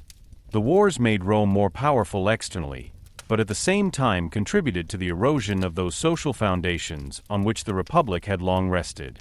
The traditional bourgeois armies were based on a relatively broad stratum of free, propertied peasants. When this foundation was weakened, the character of Roman politics and military organization also changed. Although these developments were not yet completely completed in the 2nd century BC, the Punic Wars accelerated them. The consequences were also enormous psychologically and ideologically. The victories over Carthage strengthened the Roman self-image in an extraordinary way. The Republic could now look back on a horizon of experience in which it had defeated not only neighbors and Italian opponents, but also a great international power. In particular, the victory in the Second Punic War was central to the Roman self-image. Rome had survived Hannibal, the opponent who had brought the Republic to the brink of collapse. This gave rise to a deep feeling of historical mission and their own invincibility. If Rome itself had survived a crisis like Cannae and won in the end, its own republic must have seemed extraordinary to many Romans. This awareness had a lasting influence on later Roman foreign policy. It strengthened the belief that Rome was not only capable, but almost destined to dominate larger areas. But this development was also ambivalent. A strong self-confidence can promote political stability, but it can also lead to arrogance and harshness. After the Punic Wars, Rome increasingly met opponents with the awareness of a power that was sure of its superiority. The destruction of Carthage in the Third Punic War already shows a new quality of Roman rule. Here it was no longer just about victory, but about final elimination. This indicates that Rome not only expanded pragmatically, but increasingly understood its power as justified and necessary. The experience of the Punic Wars had taught the Republic how dangerous an incompletely defeated opponent could be. This resulted in a willingness to act more harshly in the future. For the Mediterranean region as a whole, the Punic Wars meant a new political order. Before them, there was competition between Rome and Carthage in the west, as well as other powers and city-states. After them, Rome was the central force. This shift had consequences for countless regions, for Sicily, Spain, North Africa, the island worlds, and the Italian coastal areas. Trade relations were reorganized, political alliances were realigned, and local elites had to orient themselves towards Roman power. The Mediterranean region did not immediately become uniform, but it was increasingly integrated into a Roman order. This new order soon radiated to the east. Although the Punic Wars initially affected the western Mediterranean, it was precisely the victory over Carthage that created the conditions for Rome to turn increasingly to other regions. As long as Carthage existed as an existential threat, Rome had to tie up large forces in the west. After the elimination of this rival, capacities were freed up, militarily, politically, and strategically. Rome was now able to become more intensively involved in Greece, Macedonia, and the Hellenistic East. In this sense, the Punic Wars were a springboard to Roman Mediterranean domination as a whole. They opened the way from regional dominance to super-regional hegemony. The Punic Wars also left deep marks militarily. Rome had learned to fight not only on Italian soil, but in Spain, Africa, Sicily, and at sea. This broadening of military horizons was decisive. The Republic gained experience in multi-front warfare, sieges of large cities, fleet building and maritime warfare, and coordination of far-flung theaters of war. The Second Punic War was of particular importance here.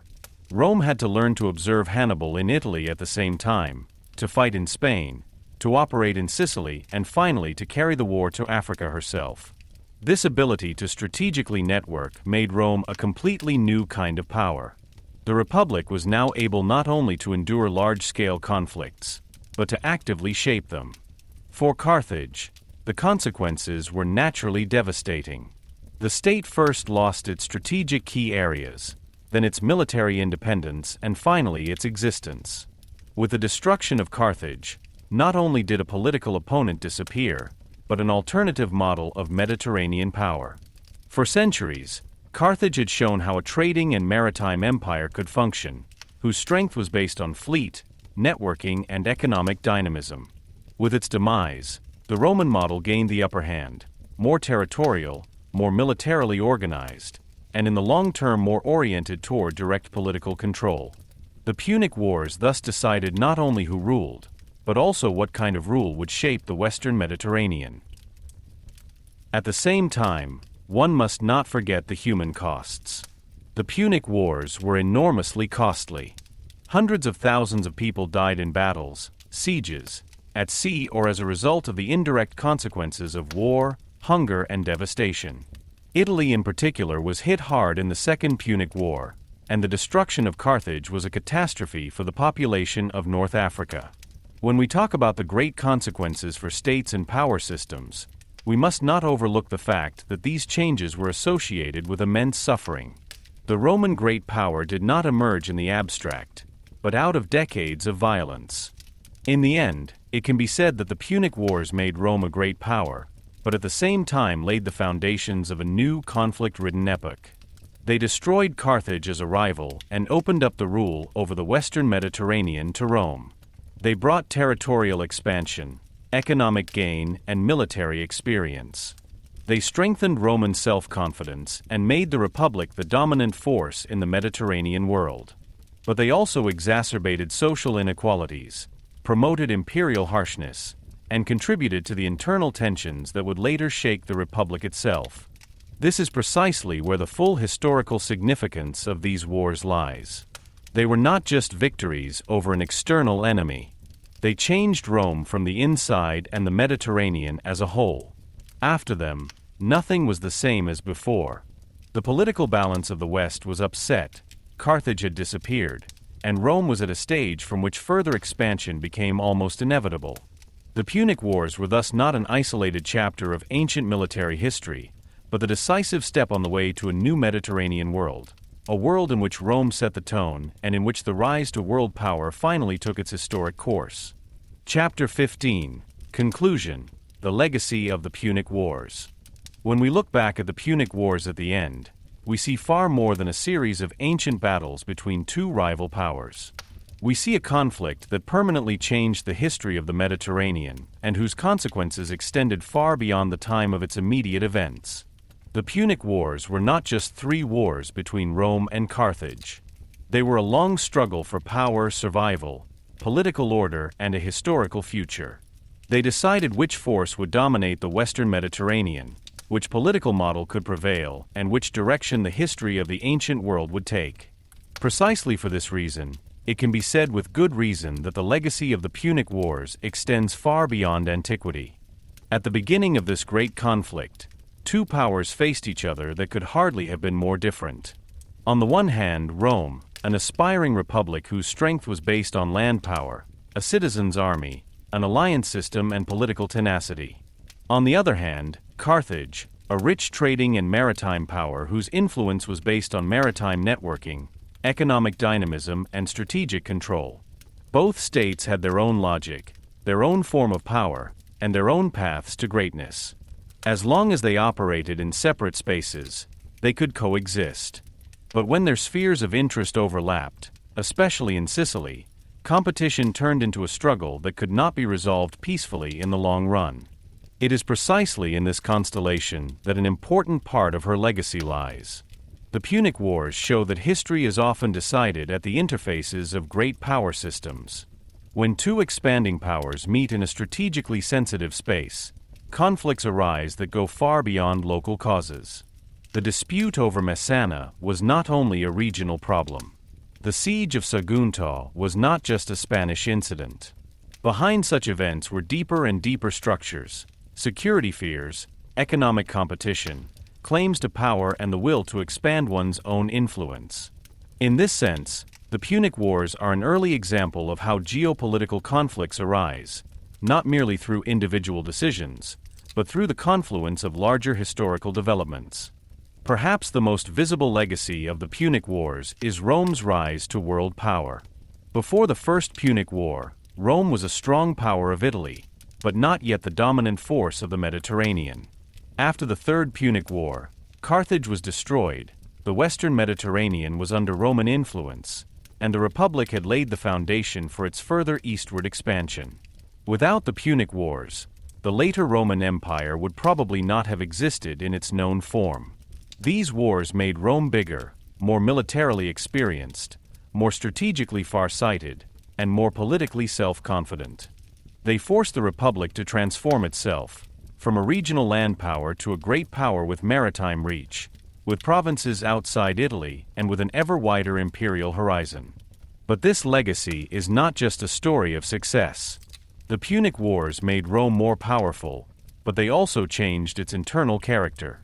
The victories brought wealth, provinces, booty, and influence, but also social tensions, concentration of property, and new forms of political competition. The long period of war burdened the smaller peasants, strengthened the upper class, and accelerated developments that would later contribute to the crisis of the Republic.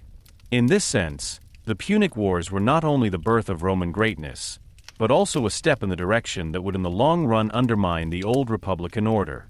The legacy of these wars is therefore ambiguous. They created the conditions for Rome's rule, but also for those internal conflicts that were later to shake that rule. Equally important is the heritage on the Carthage side. With the fall of this city, not only a military opponent disappeared, but a whole form of Mediterranean power. For centuries, Carthage had been a center of Phoenician Punic culture, trade, shipping, and economic networking. It stood for a different kind of empire than Rome, less territorially closed, more maritime-oriented, economically flexible, and held together by trade relations. The fact that Carthage was destroyed in the end meant more than a change of power. It also meant the end of a political alternative in the Western Mediterranean. The Roman model not only prevailed against an opponent, but replaced another way of organizing size. The legacy of the Punic Wars is therefore also that they determined what kind of power would shape the Mediterranean region in the future. Inextricably linked to this heritage is the memory of individual personalities, especially Hannibal and Scipio. Hannibal became the epitome of military genius. His Alpine expedition, his victories on the Trebia, Lake Trasimeno, and above all at Cannae, made him a figure admired far beyond antiquity. He embodied the possibility of using strategic thinking, boldness, and tactical mastery to shake even the strongest power of his time. At the same time, Scipio Africanus became a symbol of the Roman ability to respond to defeat with learning, patience, and counteroffensive. In these two men, the legacy of the Punic Wars is condensed on a human level. They stand for two forms of historical greatness: the ingenious audacity of the individual and the organized resilience of a state. This is another important point. The Punic Wars teach that history is not decided by resources or sheer size alone. They show how much depends on leadership, strategy, and political resilience. Hannibal won some of the greatest battles in world history and brought Rome to the brink of collapse. Nevertheless, Rome won in the end. Why? Because Rome not only had armies, but a political and social structure that could survive even the heaviest defeats. The legacy of the Punic Wars is therefore also a lesson about power itself. Tactical brilliance can be devastating, but in the long run, perseverance, institutional stability, and the ability to absorb losses are often decisive. Rome lost battles, but it never lost the will to war. That was exactly what made the difference. The Punic Wars are still of central importance for military history today. Hannibal's campaigns were studied as didactic pieces for centuries. Cannae is still considered a classic example of a successful encirclement battle. The Roman development into a naval power in the First Punic War shows how a state can reinvent itself militarily under pressure. The Second Punic War, on the other hand, is a prime example of a multi-front war in which strategy, logistics, alliance policy, and political will decide the outcome. Even the Third Punic War, with its siege and destruction of Carthage, illustrates how closely siege warfare, annihilation, and imperial policy can be connected. The legacy of these wars is therefore of lasting relevance not only historically, but also theoretically and militarily. But the legacy of the Punic Wars is not only one of glory, strategy, and power. It is also a legacy of suffering. Hundreds of thousands of people lost their lives in these conflicts. Cities were destroyed, landscapes devastated, families wiped out, and entire regions suffered the long-term consequences of the war. The Second Punic War, in particular, transformed large parts of Italy into a space of constant threat and insecurity. The Third Punic War ended with the complete destruction of Carthage and the enslavement of many of its inhabitants. So when we talk about historical heritage, we must not only think of winners and losers in the political sense, but also see the human scale of this conflict. The greatness of Rome did not come into being without violence, not without pain, and not without irretrievable losses on both sides. A particularly grim part of this legacy lies in the question of how far states will go in the name of their security. The Third Punic War shows that Rome did not destroy Carthage because the city still posed a military threat of equal rank at that moment. Rather, the memory of past dangers, the distrust of future recovery, and the will to eliminate an old opponent once and for all played a decisive role. That is what makes this last war so significant. He stands for a form of imperial thinking in which lasting security seems conceivable only through the destruction of the enemy.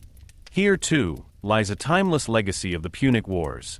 They show how fear, power politics, and historical memory can work together to produce extreme decisions. At the same time, the Punic Wars had a profound impact on the cultural memory of Europe and the Mediterranean. Names such as Hannibal, Carthage, Cannae, or Scipio live on to this day. They appear again and again in history books, novels, political comparisons, and military studies. Hannibal became the symbol of the most dangerous enemy, Scipio the image of the victor, Carthage the symbol of a destroyed city, and Rome the model of unshakable state power. These memory images are often simplistic, but for that very reason they are powerful. They show that the legacy of the Punic Wars is not only facts and consequences, but also the way later generations think about power, war, and history. Putting all this together, the legacy of the Punic Wars appears in several layers. Politically, they brought the rise of Rome and the fall of Carthage. Strategically, they changed the power order of the Mediterranean. Economically, they opened up new spaces of wealth and exploitation for Rome. Socially, they increased tensions within the Republic. Militarily, they left behind some of the most famous examples of ancient military art. Culturally, they created figures and stories that still have an impact today. And morally, they are a reminder that great empires are often based on conflicts, the price of which is paid by countless people who themselves never go down in the history books as heroes. This is precisely why it is still worth taking a look at the Punic Wars today. They are not just a distant chapter of antiquity, but a story about competition between great powers, about the role of strategy and leadership, about the dynamics of fear and expansion, and about the question of how a political order emerges from war. They show how closely rise and destruction, glory and sorrow, victory and interchange can be connected. Rome won the Punic Wars, but it also made it something different, bigger and harder. Carthage lost, and yet did not completely disappear from memory, precisely because its downfall was so enormous. In the end, therefore, a double realization remains. The Punic Wars decided the struggle for supremacy in the Western Mediterranean and made Rome the dominant power of the ancient world. This is their immediate historical result. But their deeper legacy lies in the fact that they show us how history really works, not as a straightforward ascent, but as a conflict-ridden process in which states grow, opponents are destroyed, societies are changed, and memories are created. Anyone who understands the Punic Wars not only understands one of the greatest conflicts of antiquity. He also understands how power arises, how it asserts itself, and what price it demands. Thus, the history of the Punic Wars does not simply end with the fall of Carthage. Its real end lies in what began afterwards, a Roman-influenced Mediterranean world, a new epoch of imperial expansion, and a historical legacy that reverberates to this day. This is precisely the enduring significance of this conflict. The Punic Wars are over, but their echo has remained.